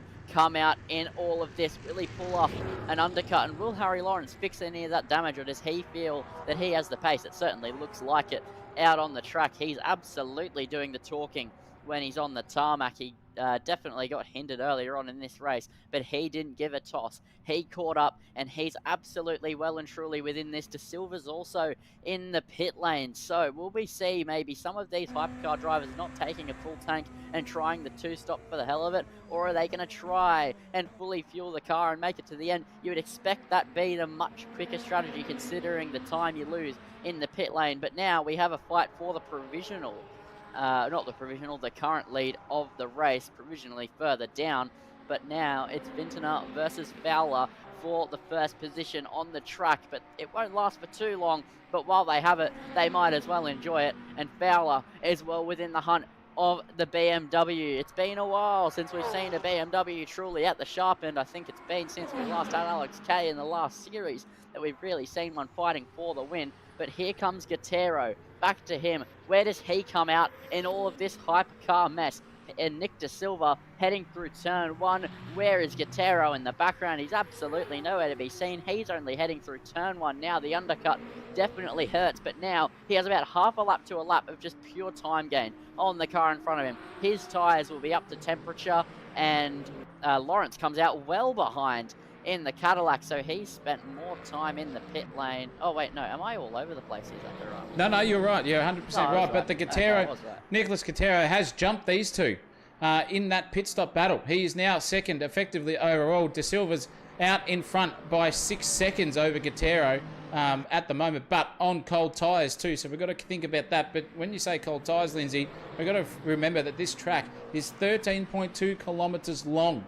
So a normal cold tyre scheme for about a 5 or 4 kilometre racetrack is realistically for the first lap. Now here, I would say it's only for about the first half, maybe even 3/4 of the lap that they're really sort of cold, but it doesn't matter because this is still on like Donkey Kong. It looks like Harry Lawrence got that damage repaired as well, and Colombo must have had some too because they've both come out at the same time. Now it's a battle of the cold tyres here. Has Lawrence got the gutso to make sure he can keep that effective 3rd place so far overall at the moment? That's the effective lead. We've got De Silva and Gutierrez and Lawrence with Colombo right on his clacker, all 1st, 2nd, 3rd and 4th. By the time Vintner, Fowler and Peter Wall come into the pits, it will be on like Donkey Kong again for the lead of the race. Speaking of though, De Silva has not been gapped at all so far by Gutierrez. Gutierrez still 6 seconds behind. So very, very quick driving from Nick De Silva on the outlap. Geez, I hope he changed tyres. That could be interesting to see. But nonetheless, it's still battling on here for these guys. 44 minutes and 53 seconds left in this one. We've gone over halfway, ladies and gentlemen. You can see the energy levels there. They've only had time to replenish a little bit more or less than the rest of them. But it doesn't matter because these two are still door banging. Geez, that was close there between Colombo and Lawrence. Colombo thought better of it. Braked really late. And I think it dummied Lawrence there. He went a little bit wide there coming into that right-hander. Not the best of runs, but it's still has helped Harry Lawrence overall. 0.8 of a second is still the gap there between the two of them. Benny Vintner and Fowler are still having a good crack here at the front They've got the lights flashing at the moment in the BMW of Benny's. Get out of the way in that McLaren, that's for sure. Then is that going to hurt? It's not going to hurt them too much because they both dive into the pits. And now we will see where Katero and De Silva come out in the grand scheme of things. There's Katero in the background there. You can see him just coming rounding that left-hander, right-hander onto this back straight section into the whoop-de-doos. We're coming up as well. But this is your effective leader of the race. Packham is in the pits. He's coming right out now. And Leo Dreyer has just got past him in the strategical department, but it's Packham and Spinazzi, effectively the both of them. Spinazzi has he pitted? I did not see that, Lindsay Muddle. He has, so he has, but Packham has got the lead so far. He's 4 seconds up the road, and that has negated the undercut, if I can speak correctly, has not worked here for Spinazzi over Packham. Yeah, and something to put into perspective here as Fowler's in the pit lane. So normally, if this was a normal round of the Monday night LMU sprints, there would only be 13 minutes to go in the race, and now we have another 43 minutes of racing action ahead of us. So these drivers will be looking up at the timing tower going, oh, surely we're near the end, looking up, oh no, there's 43 minutes left. So they're going to be absolutely driving the wheels off this thing and just hoping that they can hold on. They're not used to driving for this long. As Zach O'Reilly is absolutely out of it. He's probably taken a wander off to fill up his red cordial, but De Silva leading the way by an absolute comfortable margin at the moment in the Porsche. He's now has a bit of GT3 traffic ahead of him at the moment that he's just got to fly past down the straight. Absolutely no issues here in Circuit de la Sarthe. It's never a problem when you catch them on the straight. It's when you catch them into the corners that becomes the real problem. We've seen that a few times tonight. As now we look to Chandra. Oh, there's a lot of traffic. That's what I was talking about through the corners. That's where they cause a problem. And Chandra all over the back here of, I believe that is Scanlon. No, it's not Scanlon. Who is it that he's trying to get past here?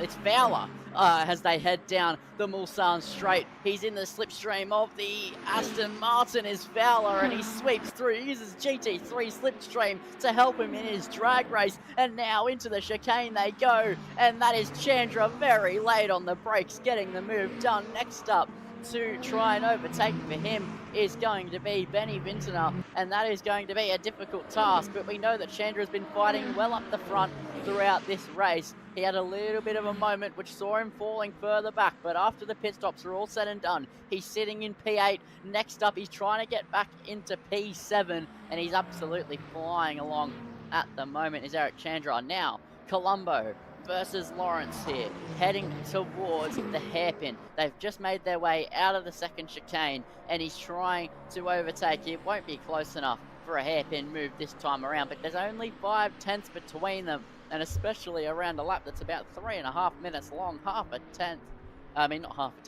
second is absolutely nothing, and he closes that well and truly in the braking zone. He'll pay for that with a little bit of a slower exit, maybe not. He's just absolutely put to the floor at the moment in that Ferrari, and he has a good slipstream here. He has to sit in the wheel tracks if he wants to get the full effect of the hole in the air that the Cadillac is punching in front of him, and he's absolutely using it. He's closing in. It won't be close enough for an Indianapolis move, or will it be? Will Colombo be aggressive? Surely not. No, he's nowhere near close enough at the moment. He will have his chance though. Benny Vintner though has been overtaken by Chandra in the meantime. The BMW has lost that place for P7 at the moment. And now Colombo still sitting behind Harry Lawrence. A little bit of GT3 traffic that they'll clear before the braking zone as they'll continue to fly around this circuit. 40 minutes to go here for these two. That's probably 40 minutes of battling, and if they don't save their fuel well, it could be another pit stop. I would predict another pit stop for everyone in the hypercar class this race, but it'll be very close depending on how much fuel they save. Lawrence, bit of a poor run there through the first part of the Porsche curves, but now through the double right. Colombo's pushing him through this part of the circuit. He may as well just be giving him a tap, and he does give him a tap, and he spun around, and that's terrible for him and the pork that he's just nearly taken with him. It's all kicked off here. I was about to say, he may as well be pushing him through the corner, and he tried the exact strategy, and he's gone spearing off. Chandra gets past him, he slots in just ahead of Vincenari, pulls into the pit lane. I cannot believe my eyes, and it's all gone wrong for Mohamed Colombo. It has gone wrong for Mohamed Colombo. Oh, geez, that was disastrous. Sorry, I was putting the food in the Bain Marie. As Lindsay Muddle, I thought I said I'll be back, but he must have missed that. Anyway, it doesn't matter because the lead change, it's not as bad news for Mohamed Colombo. That is disaster for him. Chandra's got past him now, and he's got all the work to do. He's way off the back now of Harry Lawrence. That is a massive deficit. A good 7 seconds or thereabouts overall between himself and Harry, who is 19 seconds away from Nicholas Guerrero too. So we'll just quickly tune in with the big story of the night. Is how much energy levels have these guys got left in the tank. And you can see Chandler and Colombo on 67%. Lawrence still on 76. Are we going to see a one-stopper from Harry Lawrence tonight? Who goddamn knows? I don't know what's going to happen. It is just incredible stuff, these guys. It is cutthroat on the end of this one. 38.5 minutes left in this one. And the boys would basically at this stage be thinking about the race win with 8 minutes left of their normal schedule. But they've got another halfer on them tonight. So it's all stations, eyes forward as well. And I'll tell you what, Chandra versus Hanikuri is on again. Hanikuri on the separate strategy here at the moment. But Chandra has not got the battery levels compared to him. So a little bit of conservation here for Hani. He might be on a bit of a pace setter for the top 5 at the end of this one if they can all get through. How long is he going to last, though, between this battling? I'm not too sure because it looks like Colombo's really angry and he's gone super deep under brakes. Got the job done. Has he pulled it up in time? I think he has just at the point of not. And he's got that job done on Hanny. And he's going to have to settle at the moment for 6th place overall. But that energy on that Ferrari is decreasing at a rate of not 66 now. 67% for the 2 Ferraris there as well. Still got Lawrence on 76, and the rest of them are all in that mid sort of pack range. Benny Vinton is probably going to get to the end on this one too. He might be coming through as a BMW top 5 victor as well. So we'll see what's all going to come to fruition here as it's all happening out there at the moment. And I'll tell you what, these guys are still the closest battle on the track. The lead has not been given up because Guerrero is right on the back here of De Silva, Lindsay Muddle. This is a charge here. Guerrero versus De Silva. They both got the quickest lap time by only by about a tenth, splitting each other. 28.3s versus 28.4. And I'll tell you what, at the moment, Guerrero is looking super racy in his Alpine. He's going for a move around the outside. Don't tell me this is going to be up the inside move here for a lead change. It is. Guerrero into the lead in the Alpine. Absolutely cracking stuff from Nicholas. He has really, really come to his own here. He's aging like fine wine on the circuit. Just planting the nose straight where it needs to be. 62%. He probably thinks that no one's going to get to the end of it. So bugger it. Why don't I just go for it here and get into the pits early. Try the undercut for the last session of this race. And with it about 10 minutes, I reckon, maybe 10 or 5 minutes to go, we'll see them all come into the pits if I'm correct. And these guys will be on like Donkey Kong. But that is the lead here for Nicholas Guerrero. And he's absolutely charging away. He's not been any shy at the moment. I'll tell you what, can't even get the words out tonight. Not been shy is what I'm trying to say about taking that lead. 0.6 of a second now between himself and De Silva. How is he going to go through this section, though? Can he keep it mean and clean? Because he's got to go through here and try to keep De Silva at bay. If he's within a second, by the time we get through these straight sections, I reckon De Silva will be right up his clacker again. Yeah, I mean, sorry for nearly cutting in there early. Zach and Riley, we're both on one tonight when it comes to the speaking English department. But no, I think this is really interesting now. This is a great dynamic between these top two, because I think the main story of it is the fact that it's 68% virtual energy versus 58%. And clearly, as you said, Guerrero thinks nobody's going to make it to the end. But I think this is very, very much like Brazil in the first round. I think that when we have 5 minutes remaining and 10 minutes remaining to go pit stops, we'll see quite a few people jump in. But I think the 2 drivers that won't have to pit to get to the 3 drivers that won't have to pit to get to the end will be De Silva, Lawrence, and Vintner. This is really, really interesting stuff here in the hypercar class as Colombo is searching for the inside on Chandra as they make their way towards the chicane. The Ferraris come to blows. That's contact, and Colombo just about holds it together and out of the wall. How's he done that? And that's Chandra having to take to the runoff. It comes to blows between the Ferraris and Chandra. I guess he just wanted to make the apex, but there was a car right next to him, and I have absolutely no idea how Colombo kept that out of the wall. It was about a centimetre, maybe less, between that Ferrari's mirror and the wall, and he just about kept it going. But now Kuri senses an opportunity to try and get past Chandra, but it's not going this time, but maybe the run towards the hairpin, and now it's going to be a Jota versus the Ferrari. The Jota teamed livery Porsche is absolutely flying along. He's going to try and capitalize on an incident that happened in front of him, but it looks like Chandra already getting the burners back on. But back to what I was saying about the strategy, as I was trying to say, it's very much like Brazil in the sense that a lot of drivers won't have enough to get to the end as Packham. Oh no, what has happened to Packham? He's pitted again, but I think that's forced because that's a very, very quick re-entry to the pit lane. Yeah, I just caught him on the screen in the pits. He was falling down the order at a rate of knots. I'm not too sure what he did. Did he forget to put fuel in the bloody thing when he came into pit as well? But at the moment, it doesn't matter because he is in basically, he's 16th overall, 29th on the circuit. Disaster there for him. This guy, Matthew Spinazzi, is probably singing to the high heavens at the moment. If there's a party on tonight, it's probably going to be at the Spinazzi household because at the moment he's effectively in the lead. Leo Dreyer is out of sequence at the moment. He's 6 seconds up the road, but once he comes into pit, I reckon this bloke here will be really, really singing to the high heavens for a win. 20 seconds between himself and Ash Johnston on the circuit. We've got a little bit of a battle here going on between Andrews and the Hairbrush. They're coming to grips again here too. We haven't called these guys much tonight because they haven't been close enough together.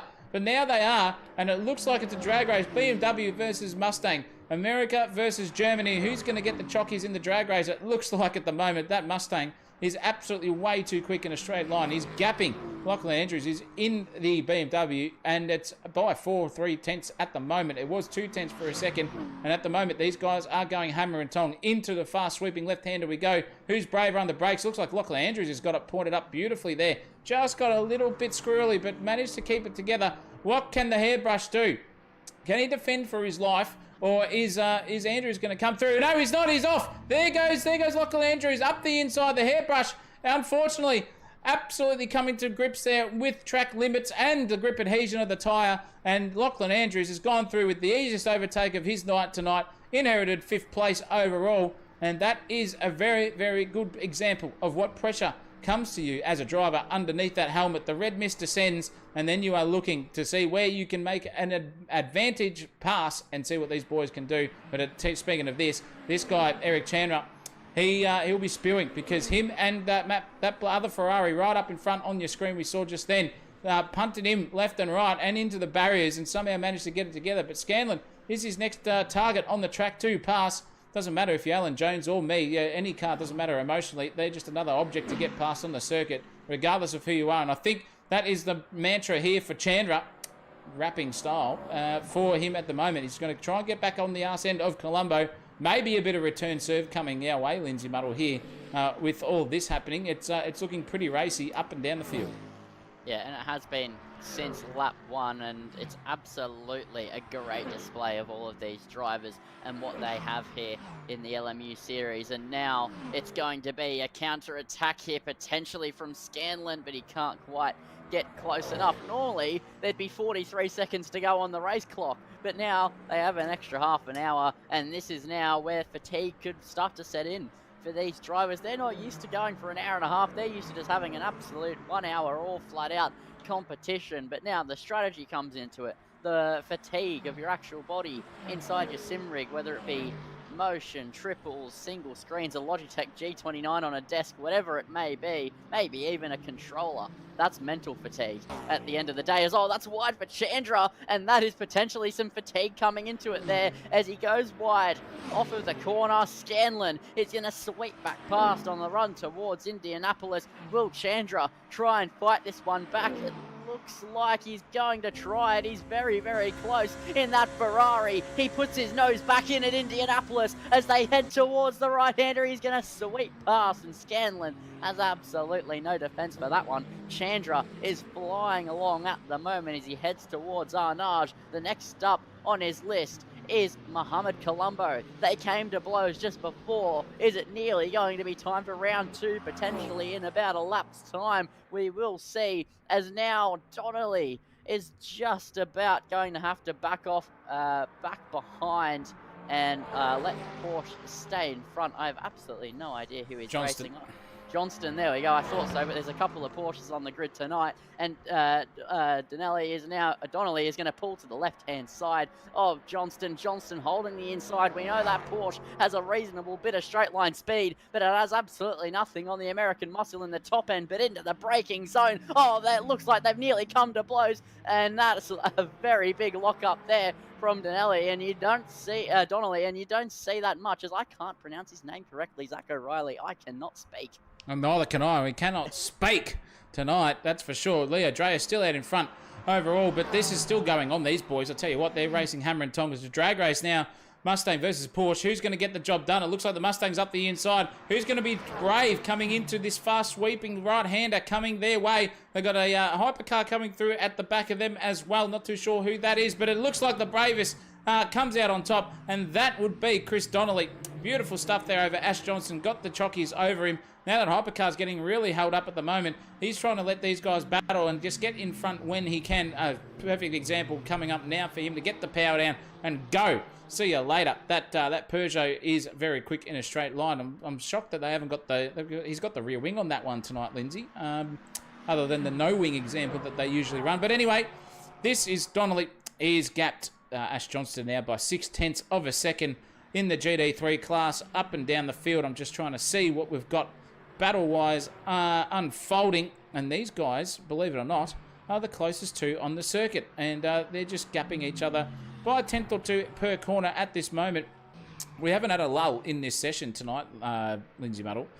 We've had two DNFs. We've had Liam Brooks and James Harden DNF out of this one, and also Jason Brown too, who's just pulled the pin right at the last moment. So there were 33 and then there were 30, but we have just got that little bit of a proceeding at this moment. We know what's going to happen. It's all going to start to heat up, and it's going to start to heat up in this class at the moment. The hypercar guys are really starting to sweat on that battery level. 27 minutes left, 40% battery is a worst case scenario for Nicholas Cotero, who's 5 seconds over De Silva at this moment. Make that 6. It's just given me an absolute dummy on the timing list as well, but it is still play on. Are we going to see within the next 16 minutes a change for the lead, or are we going to see people just play the short game or the long game? I don't know, because these boys with that energy percentage left on it all, it's looking pretty spicy for the end of this one as we all get through those GD3 cars. Beautifully done and perfect placing for that at the moment for Colombo. Chandra behind him, still trying to catch him and maybe punt him off the circuit. Here's Eric Chandra in Colombo. No team orders at Ferrari. A bit different to what you see in Formula 1, that's for sure. No love lost at all. The quickest man on the circuit is still Nick De Silva with a 3-minute 28.3 lap. These boys at the moment all basically within that 3-minute 28 spectrum for your first 4 of this event. Eric Chandra is the slowest of the three, the 3:29.035 nonetheless. But still, doesn't matter. These little bits of lulls in proceedings gets us all fired up. I'm getting a little bit nervous. Maybe is sort of cat in a room full of rocking chairs style, or will we just see it peter out to absolutely nothing? I hope not, because our viewers out there are all tuning in. All good to have you with us. And if you've liked what you've seen so far, please give us a like or a subscribe on the video. Press that notification bell on yours on the Sensational TV channel, and you will be there for us every time we go live. And you can do that at any time and share the stream to your family and friends. If you've got a favourite driver here, and it looks like Colombo versus Lawrence is not over at all. These boys are hammer and tonging it at the moment.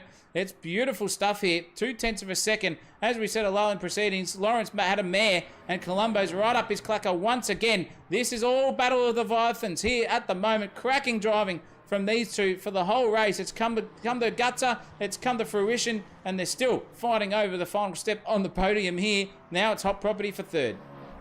Yeah, and they're absolutely going to go at this. Hammer and Chong, it is for third place. But what I find really interesting now is the virtual energy between these drivers. It's pretty close, but it's 10% between Lawrence and Colombo. So will Colombo be able to get to the end of the race? Will Lawrence be able to get to the end of the race? It absolutely has me on the edge of my seat here as we get closer and closer to the end. But Lawrence just almost looks like he's using basically no virtual energy a lap. He's saving a lot. And now Colombo sees his opportunity to drag race and get to the inside. There's millimeters between them as they make their way towards the chicane. And he's on the inside. Colombo gets to the apex. It's wide from Lawrence. He has to cut the chicane there. Not the optimal line whatsoever. And the in-game LMU steward automatic system will not be liking that one. They'll be saying, hey mate, that's not the racetrack. And I would happen to agree with them, as Colombo is absolutely driven away from Lawrence since that little off-track excursion. But it's not over just yet. There's still only 0.6 between them, but it just puts Colombo under less threat than he was potentially a moment ago if Lawrence got a normal run through the chicane. But towards the hairpin, Lawrence is inching closer and closer again as they pass Ash Johnston, I believe that is, in the Porsche GT3. And a little bit of an update on Ash Johnston, actually. He only has 7% virtual energy left in that Porsche, so he has to definitely pit again in this race. So that's not optimal potentially for Johnston. Sadly, I don't have any information on what the hypercar consumption is like at the moment. I've been doing some investigative work behind the scenes, but I can't find anything at the moment. It's usable right now. I'm just piggybacking off of Brimblecomb's onboards to try and find anything that I can towards what could happen at the end of this race. But right now, all I'm focused on is that Cadillac that's absolutely flying through Indianapolis. But it looks like Colombo might just have a bit of an upper hand here at the moment since he got back past. But it's not over. It's never over here in the hypercar class at Le Mans. It's always all going on, and with some GT3s in front of them, surely it's only a matter of time before they close up once again. And I'd happen to take a guess. I don't know what Ford Mustang that is, but that looks like it could be Packham. It could be Packham, in fact, to be honest. He's circulating back out of the field. No, it's not. He's way back there. So, not Ricky, but nonetheless, he has had a disaster. He's had to come into the pits twice. Speaking of which, Ash Johnston, right as you said it, Lindsay Muddle 30 seconds ago, he is in the pits again and doing his best impression at the moment of a standstill Porsche. Really, really nicely driven at the moment. It's about a 1.4 second gap is the closest one on the track between Lawrence and Colombo. 7.9 seconds, nearly 8 seconds up the road is Nick De Silva. Not Nick De Silva, Gutierrez over Nick De Silva. Nick De Silva is 8 seconds behind, and with 29% left of the energy, is this going to be a pit stop battle at the end? Who's going to get the undercut? Who's going to get the overcut? We're not too sure, but I think I've worked it out, Lindsay. I think it's about 6 to 7%, maybe a lap of virtual energy that these guys use. So depends on how good you are at conserving. I guess we saw all the guys come in for a pit stop with about 8 to 7% left, knowing that they probably weren't going to get around again to make it worthwhile. So once we get down to the final 5 minutes of this one, we'll have a further answer for you.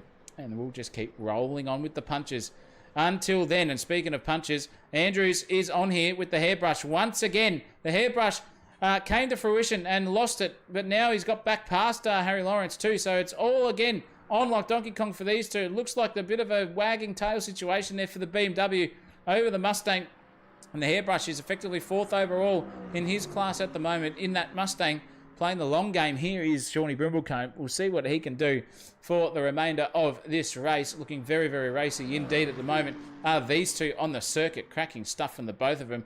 In fact, it's also happening a little bit at the moment because Ash Johnston's back out on the track and he's only 8/10 of a second away from Scott Starkey Brown in front of him too in that Mustang. So a little bit of gamesmanship coming his way here for Ash Johnston. He's pitted, but he's still in the hunt. He's still inside the top 10. So a good result nonetheless coming his way, or what could have been maybe for him too, once we all come to that checkered flag and see what the end result is at the moment. But Leo Dreyer is still out in front. This man has been leading for a while in the LMGT3 class. Yeah, just a bit. And 6.4 seconds up the road from any other competitor, and that would be Matthew Spinazzi.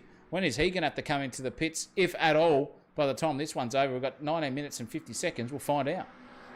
Yeah, so Dreyer will have to pit. He has 5% fuel left in his car, so I think we'll see him go straight on this time around. There he goes. Into the pit lane in the McLaren as he dives into the pits. And yeah, I still have no further updates on the hypercar class. You're doing a better job of investigating just from the data you're looking at. But yeah, it's going to be really, really close here at the end of the race. The hypercar gaps are extending out a little bit, and I think that's as drivers just take strategy into their own hands and try and get to the end of this race. There's 20 minutes to go. Spinazzi still charging along in this race. He has 34% virtual energy left. He should be able to get to the end, but it is going to be very, very close for the said Ford Mustang. But so are a lot of the other GT3 drivers on the grid at the moment. They're all sitting around 35% inside that top 7, except for Dreyer, who's in the pit lane in the McLaren. In the hypercar class, I have absolutely donuts for you because I cannot find a single driver that has their POV anywhere. No, absolutely none. I'm just going off what I've observed so far to see what we've got in the percentage department. And it looks like at the moment Georgie Fowler is having a good crack here at Hanikuri too. He's only 2/10 away from him. Who's got the apex speed? And out of these two manufacturers, that's a question beggars belief. Who's going to know what's going on with these guys? Oh, that Corvette just in the wrong place at the wrong time. Nearly there for these hypercars as we come into the final 3 corners of Circuit de la Sarthe. And these boys are going to go around for another lap. 18 minutes, just about ready to be left in this one. And we've got questions unanswered in the commentary box. One question that I do know to be answered is who's got the fastest lap, and it's this guy, Mohamed Colombo, a 3-minute 27.6. Oh, look at that. Colombo's just rear-ending everyone. He doesn't really care tonight. He's just giving everyone bump drafts whenever they possibly can, trying to unnerve that poor old Peugeot in the middle of the corner, and just sails on down the distance. It was blue flag sections there at the moment for him, so trying to get them all out of the way because Lawrence is not too far behind Colombo now. 7/10. Now 6/10, in fact. It's decreasing as we go down this straight section. Lawrence, I'll tell you what, he's got a half a sniff here. By the time we get through this little whoop-de-doo left and right, that blue flag has got to get right out of the way, and he does so just at the point of not there for Colombo and Lawrence. Let's battle on again here. This hot property is absolutely on like Donkey Kong. 3 or 4 tenths of a second now the gap. Who's got the better exit? It looked like Colombo definitely got the best one there. That gap is decreasing now, but as we get into the suck, it was 4.5 tenths. Now it's just about to be 4 tenths. So half a tenth per 500-600 meters, I would say, here is the difference. And Lawrence is really up the arse now of Colombo. These guys are not going hard at all in terms of battery saving. They're just going for it, I would say. Here, Colombo has got 27%, 35 for Lawrence, so 8% difference. That could be the lap that I was talking about by the time we come for a pit stop to see who's coming out on top. Undercutting surely coming our way at the moment. None of these guys are going to get to the end. I can tell you that right now. If not, I will do a shoey, and you won't be able to see it, but that is my prediction at the moment. And these GT3 cars, that is Brimblecombe and Andrews right in front of them having a really good battle, and they've got these two guys coming through at the same time. Perfect time for them to get out of the way. You couldn't have scripted that any better if you were Colombo and Lawrence. I give you the hot tip. And they've just navigated past them, but it is still on between Andrews and Shawnee Brimblecombe. Cracking driver from these two. Half a second splits them both, and it's still on here for these two up the front. Lawrence now within 3 tenths of a second on Colombo. This is interesting stuff. Who's got the most energy left out of them? Oh, it's De Silva and Lawrence too. Are they playing the long game for this one? We'll find out. But look at that on the slide there for Colombo. Lawrence would have seen that, and just at this point, he got excited, oversteered on exit himself. So oversteer mid-corner, oversteer on exit for these two guys, taking turns in the drifting department at the moment. Rowee, this is exciting stuff. We've got to see what these boyos are going to deliver us for the final lap battle. It is just incredible. Speaking of final laps at the moment, Nicholas Cotero has got a 12.913 second lead at the moment over Nick De Silva as well. So we've got to keep an eye on that when he comes into the pits versus De Silva. Also, there's a fair bit spicing up here. We had that lull in proceedings, and now we are all asking questions left, right, and centre. Has anyone in the chat got anything there? Sanji San, what's the update on Hanikuri? He's asking us. He is currently in 6th place at this stage. And if we go to the full leaderboard here, we'll give you how much energy he has got left in this one. To see where he is, Hanikuri, you can see he's got 28% left. So a little bit less than the rest of them. So he will definitely be pitting at some stage. What lap, we don't know, but there he is on your screen. Go for it there. It has been good racing tonight, Ron Marshall, I guarantee you that. Cracking stuff so far. Keeping it clean for the most part are all of these competitors, and it's sensational to be a part of this one. That is for sure. And actually, what has happened here? Did we miss this, Lindsay Muddle? We did. What has happened to Colombo? He's coming to the pits, actually. So Colombo is the first man to blink out of the hypercar, guys. He has come in and he is pitted, and Harry Lawrence has been released from the shackles. Now he's exiting the pit. It is just a quick splash and dash to get to the last 14 minutes of this one. Who's going to blink first out of Guterro and De Silva? We will find out as we circulate for the next 9 kilometres time for these boys where they're going to come out. Has Harry Lawrence got enough on board as well? He's only within 1.6 seconds now of De Silva. So this is definitely a pit stop battle here, Lindsay Muddle. I'm getting excited.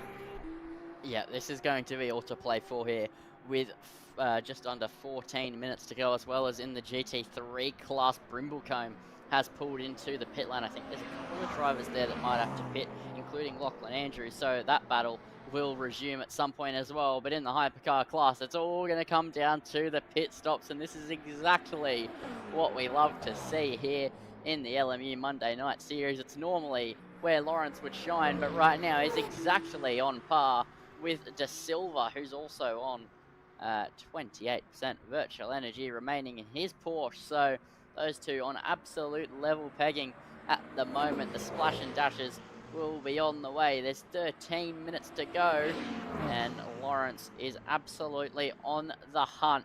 And Guterro with 13%, 10% virtual energy remaining will have to pit at the end of this lap. I'm absolutely sure of it. Maybe he can squeeze one more, but it'd be very, very close if he does try to do it. But Lawrence is absolutely flying around at the moment. He's well within the wheel tracks right now of the Porsche in front of him, of De Silva. It's absolutely all going to kick off here. The Cadillac is going to go to the left-hand side, and he's going to try and find a way past. It's going to be very, very close between the two of them. It's going to be nip and tuck towards the entry. Who's going to be fully committed to the entry of this one? It's going to be both of them as they go side by side, but Lawrence has a fantastic run the long way round, cuts the nose, but into Arnage. De Silva isn't done yet. He tried to get a run the long way round, but he couldn't pull it off. But through Arnage, he has a better line. Lawrence is on the slide there through the mid-corner. He's absolutely all over the road, but he gets it done, gets his head back down, and now he's trying to push away, both of them sitting on identical virtual energy remaining.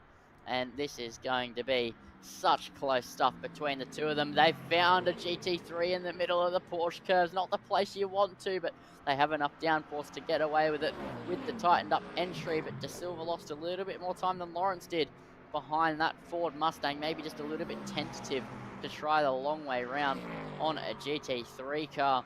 But it's all going to come down to, between these two, who pits at the better time, or whatever else happens towards the end. There's 11 and a half minutes to go. That's a big snap for De Silva, but it's absolutely game on between these two, and Guterro is now into the pit lane, but with 11 minutes to go, 22% virtual energy remaining for both of the two leaders. This is going to be close. This is going to be very close. Keep an eye actually on Colombo and Fowler's energy levels, because Fowler in 31%, Colombo came into the pits and put in some energy, and Fowler has got the identical amount left. So another little bit of something to think about here for Georgie Fowler. He could be in the prime position here to maybe overtake the rest of them. He's 26 seconds away at the moment from Scanlon in front of him, who is definitely going to be coming into the pit soon. Surely Scanlon's going to be taking a trip through the pit lane, which will inherit this guy third place overall. But with this amount of energy left, 21% for the first two, could we see something happen between George Fowler and the rest of the leaders? I don't know, but he's not far. He's only 30 seconds off the lead overall at this stage, is George. So keep an eye out for this guy. He could be doing a Harry Lawrence here. I reckon if Colombo has got the energy levels right at this stage, and so is George Fowler, this could be on like Donkey Kong. However, we've still got to think about, as Lindsay said, Lawrence and De Silva, have they got enough left in the tank? I'm not too sure. I'm about to sneeze, Lindsay. You've got to take over. Okay, so as Zach O'Reilly goes to sneeze, there we go. He's now going to hand me the microphone. Go on. Now it's back on between Fowler and Curie at the moment for P4 and P5. There's 10 minutes just under remaining. I think that Lawrence and De Silva are going to get to the end, and I think it's going to be Brazil all over again. You heard it here first, and Zach O'Reilly's going to have to do a shoey for the pleasure as well. If they do get to the end, I will want recording of that one, Zach O'Reilly, so we can put it in for everyone to see. In fact, you have a camera, mate. You can get it on the broadcast if you've committed enough, but we'll see what's happening there. 18% virtual energy, I don't know. I don't think they're going to get to the end actually anymore. I'm flip-flopping every time I see the energy change. Jeez.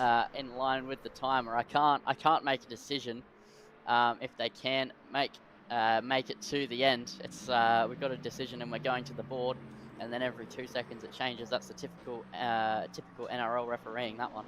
Well, now I'll tell you what. If you think about NRL, if these guys are going to take a timeout, so to speak, this is when they need to do it, because if they don't know they're going to make it now, it's now or never really. De Silva really on the slide there too. His tyres have had enough, that's for sure. It's 3.9 seconds up the road between these two, both on 18% as we go around. 8 minutes 33 to go, which would probably equate to maybe 2 laps of full hardcore racing, or maybe 3 to go, because 3 minutes 28 as their fastest lap. I'm not sure what their current lap speeds are.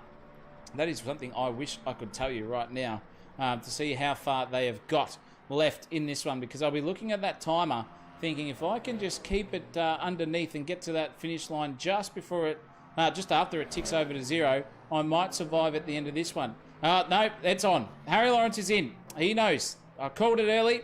He knows he's not going to get to the end, so he's in. Has De Silva blinked? No, he hasn't. De Silva is cracking on with this one.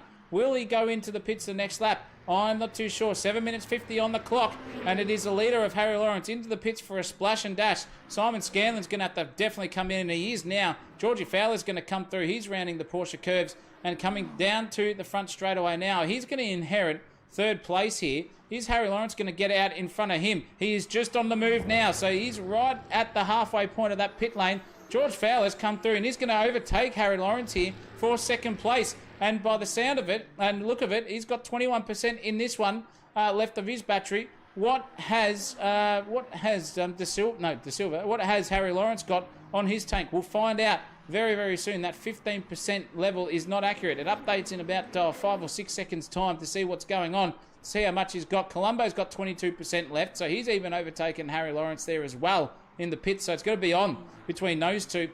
De Silva's on 15. He's gone around one more time, Daft Punk style. Hanny Curry's out of this one. He won't make it to the end, so he's going to have to pit, unfortunately for him. So the biggest story of the night is this guy been just sneaking around in the back half of the top 10, and at the end of this one, he's coming through with some sort of chockies. He's in second place. He's got the podium sorted at the moment.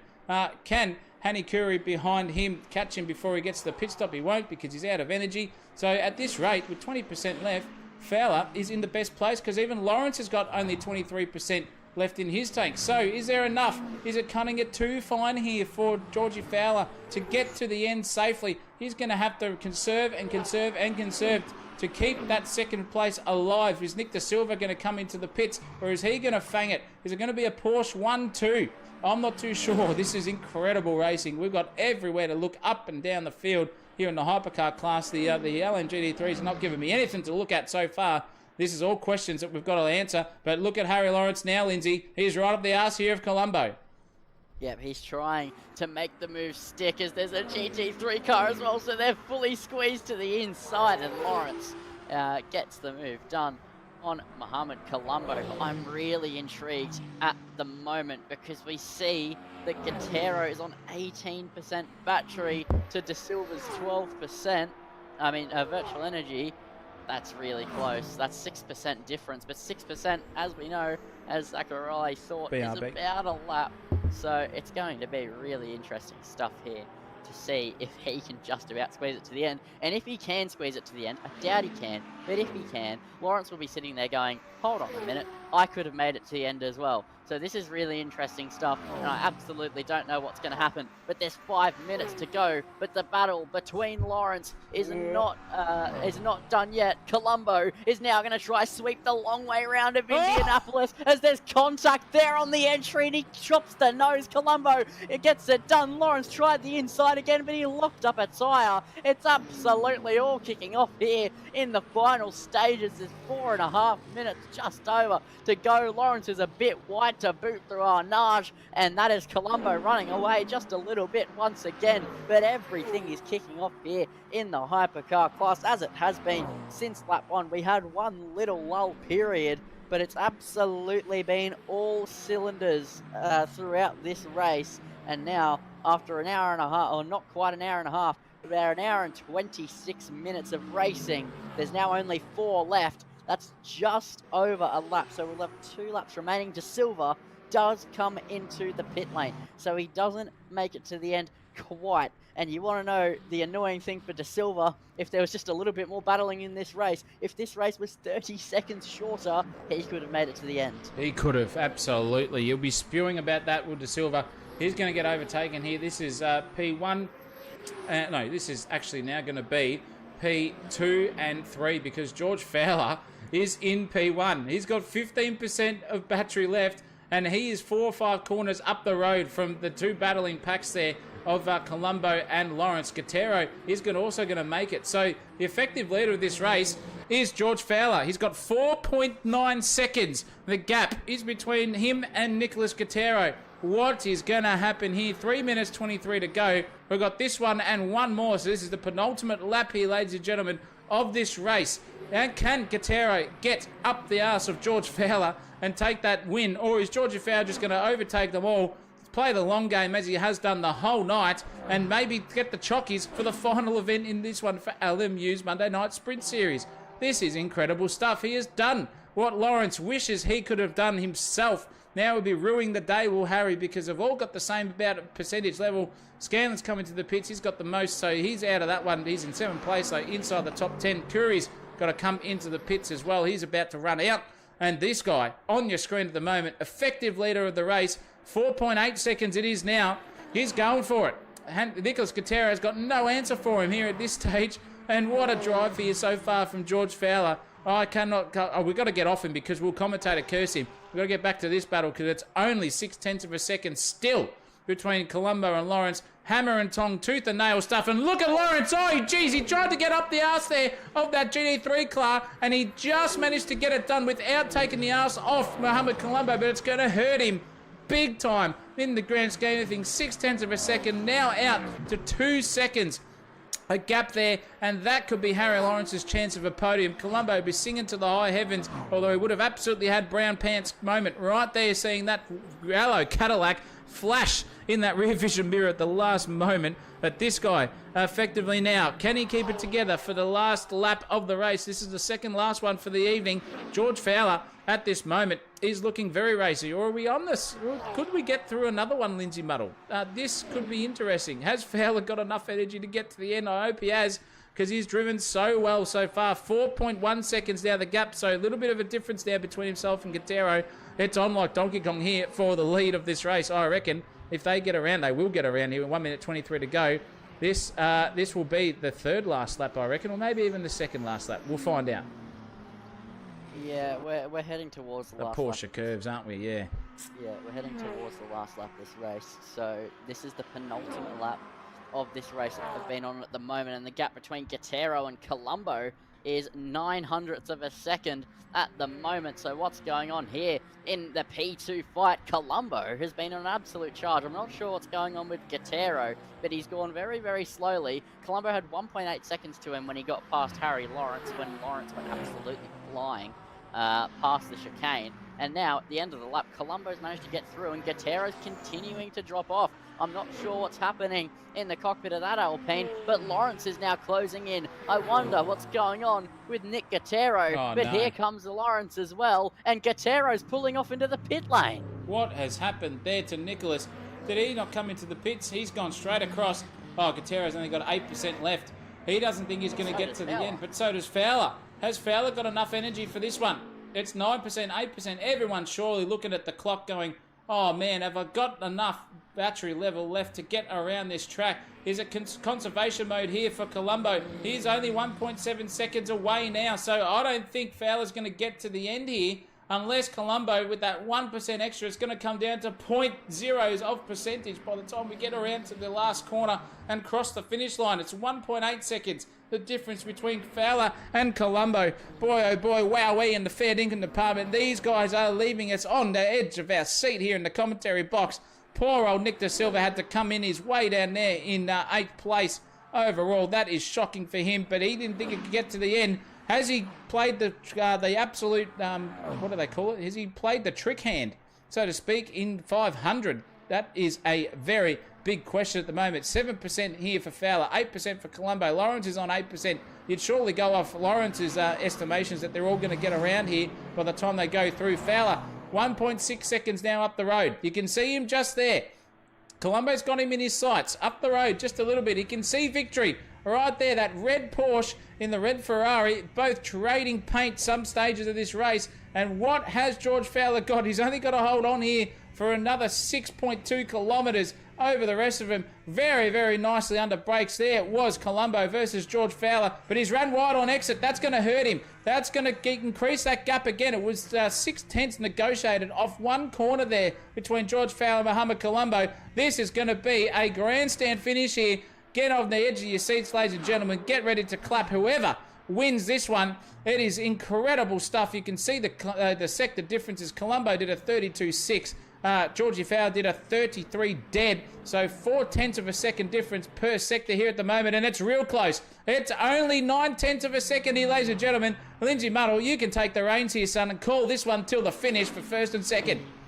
Yeah, it's 4% virtual energy versus 5%. Fowler does not think he can get to the end, I think. Maybe with how slow he's been going around this lap. Colombo's hounding his rear wing now, and his Fowler's rear view mirrors would be filled with prancing horse, and this is going to be an absolute rip snorter of an end to this hour-and-a-half race. And what better could you ask from an hour-and-a-half race? It's all going to come down to the final lap, and this is absolutely kicking off. A lap GT3 car as well joins it to hold up Fowler just out of a bit more, and Colombo on the run towards one of the most tricky parts of the circuit is going to give it everything he can now towards the Porsche curves. Can he get the race victory at the last point? Possibly took too much inside curb. He's a bit compromised. Fowler, he can smell the checkered flag now from here. He can smell victory, but he's wide through the Corvette curve, and Colombo has a run towards the final chicane. It's going to be neck and neck. Colombo, can he get close enough to get past Fowler towards the final chicane now? They have 3 more corners to negotiate, and towards the line, it could be a drag race. Colombo opens up the final corner. It's wide for Fowler. It's going to be a drag race towards the line, but Fowler just gets it from Colombo. Turn it up, ladies and gentlemen. 1% virtual energy across the line. Fowler just takes it. Oh, what a finish there. 90 minutes of racing, and that is what we get. We get grandstand finish, 1%, 2%, and 1%. That was cutting it as fine as ever. I reckon Georgie Fowler's just collecting his thoughts there. He doesn't know how he's got that one. That was heart-stopping moments. He nearly lost it on the final chicane, but he took the victory over Mohamed Colombo. Harry Lawrence got up there as well with 1% energy. He takes 3rd place as well. That is incredible stuff. We're going to have to get back to this man. Leo Dreyer is still leading by an absolute country mile over Matthew Spinazzi in the GT3 class. These guys are all separated by at least 8 seconds at the minimum, between them two at the moment. Oh no, that's correct. These guys have been lapped, so these guys are finished. Spinazzi versus Dreyer is still on. They're still racing around this circuit at the moment. Wow, what a finish there, though, for the hypercar class. Nothing in it at the end of it. Only a bee's whisker to get that job done. Leo Dreyer is your leader here so far of the GT3 class, and doing it very, very nicely indeed. Big story was poor old Ricky Packham having to go through the pits twice, and he's already hit the DNF button. He's out of that one. Spinazzi's going to take 2nd place here in the Mustang, and Chris Donnelly is going to come through here and keep it together. He's got 4.9 seconds between himself and Matthew Herod behind him as well. If he can keep it all together here for his lap, he will be the third and final position getter on the podium for tonight. Oh, geez, what an absolute finish we saw there between the hypercar class. I am just out of my seat. That was scary. I would not like to be the driver of George Fowler if I got that one wrong, that's for sure, Lindsay. Yeah, I mean, I was literally out of my seat. I was standing up as they made their way towards the line. I needed the extra space in my lungs. There was nothing between it on the track. There was also nothing left in the old lung department. That was absolutely so close. I've seen a good couple of drag races in the past few months, believe it or not, but that was probably the closest one of the lot. Colombo probably thought he had it when Fowler went wide, but Fowler just parked it. I could not believe my eyes when Fowler locked up at the final point possible, but he managed to get it anyway. And now here comes Leo Dreyer with 3 corners to go. Hopefully, without the pressure on like Fowler, he doesn't lock up. No, he makes the chicane nice and tidy. And here is your GT3 winner in Circuit de la Sarthe, ladies and gentlemen. Your GT3 winner in the Le Mans. And that is a cracking drive, absolutely clear of the field. Spinazzi in the background is going to come home in second place. But I cannot get over that finish, Zach O'Reilly. Oh, neither. I was out too. I was jumping. That was me absolutely yo-yoing off the seat here, backwards and forwards, upside down, left and right, you name it. That was good stuff. And trying to drift the GT3 car, nearly impossible there, but he's flick-spinned it into an attempted burnout onto the grass as Spinazzi. Second place, he'll be happy with that. But Leo Dreyer, split 2 driver, Lindsay Muddle, comes through, takes the chockies over the rest of them. Absolutely dominant supporters. Hey? Get him in split 1. Get him in split 1, I reckon. Get him up Alex there. Kay has coached these boys too well. He has. He's done a beautiful job, hasn't he? Yeah, he's absolutely done it. What about Fowler? Was he split 1 or is he split 2? I honestly forget.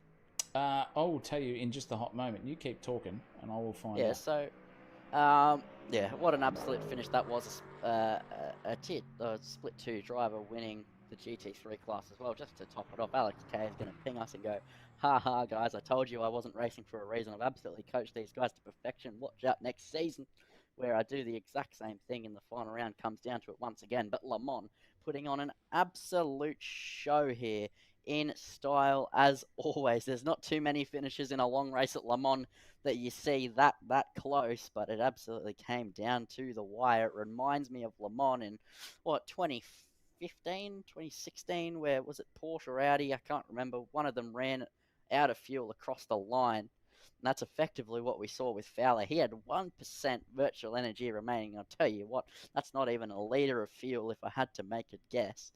That is absolute perfection on strategy for Fowler. Actually, probably not perfection. He probably had to fuel save quite a bit considering the amount of time he lost to Colombo. But that was absolutely cracking stuff. And what a way to end a season. What a way. Finish it off in style. That is your man, George Fowler, takes the win. And he is a Tier 1 driver, Lindsay Muddle. How could we forget him? I thought he was, but I just had to triple check before we... Yeah, I thought so as well. I was just like, oh... Yeah, I've been commentating him the whole season, and I just couldn't get it in my head. Same. I only missed one race, and I was just like, I feel like he's Tier 1, but I just, there's something in the back of my mind telling me he's not. No, okay. He is Tier 1. So Alex Kay isn't that good of a coach. He's just a good GT3 coach. Alex Kay, you can get stuff, mate. You're not even that good. But you cannot get stuff because Leo Dreyer has taken the chockies in the GT3 class over the rest of them. Beautiful driving from them, and it's pretty good to see a lot of these guys driving the wheels off these cars, mixing it up with the real boys, the split 2 guys, and seeing where they come out on top. Those guys will have some confidence coming for the next season in a couple of weeks' time. So we've got to keep our thoughts there. But Harry Lawrence is your champion for the split 1. He has definitely taken that, even a position behind Colombo. He still gets the job done there as well. And if we quickly just have a look, if I can bring them up. Actually, we'll cross back. No, we won't. We won't do that because it'll play music. But your champion as well for the hypercar class, the LMGT3 class, I would say, is Spinazzi. 100 points. He started with this one and comes through with second place there as well. So congratulations to them. Split 2, Peter Wall definitely didn't show up tonight. And did he or did he not? He did. He was 10th overall in the hypercar class, and his next compatriot was behind him of Siramana in 11th place overall. So Peter Wall is your champion for Split 2 in the hypercars. And in the LMGD3s, it was Monteiro leading the championship over Liam Brooks. But neither of them, no, they did. Liam Brooks showed up, but DNF'd. So I think here, if we're looking at the points, it is still that way. Antonio Montero and Liam Brooks take out P1 and 2 in the LMGD3 class for Split 2. So congratulations to all the drivers, and what a cracking season it's been to commentate with all you guys, and especially yourself, Lindsay Muddle. It's been a pearler. Yeah, it's been a pleasure being alongside you as well. Obviously, your power went out in one of them, my power went out in one of them, so we both missed a race in the season. But other than that, it was absolutely all out throughout the whole season with you. What a season it was. Absolutely. You'd think in the 21st century, however, there would be no power outages, but yep, there we go. That's it. But speaking of it, that's us done and dusted for another evening. 3 nights in a row of sensational TV. Where else do you want to be? You can be right here again. And it's going to be an Easter break for us. So have a good and safe Easter to all of our viewers, and also to yourself there, Lindsay Muddle, as well. Keep it safe and enjoy the festivities over there. Hope Easter Bunny comes to all the people who deserve it out there. Plenty of chocolate to be had and bloating. But nonetheless, for us here, we are done at Sensational TV. Lindsay Muddle puts the M in MasterCard himself, and magnificent. It's been great to have you with me. Thank you very much for sticking around with me. I've been Zach O'Reilly. Guess what? You're not. LMU's kicking us out. So that means we're out. Ciao for now. As always, keep it flat out.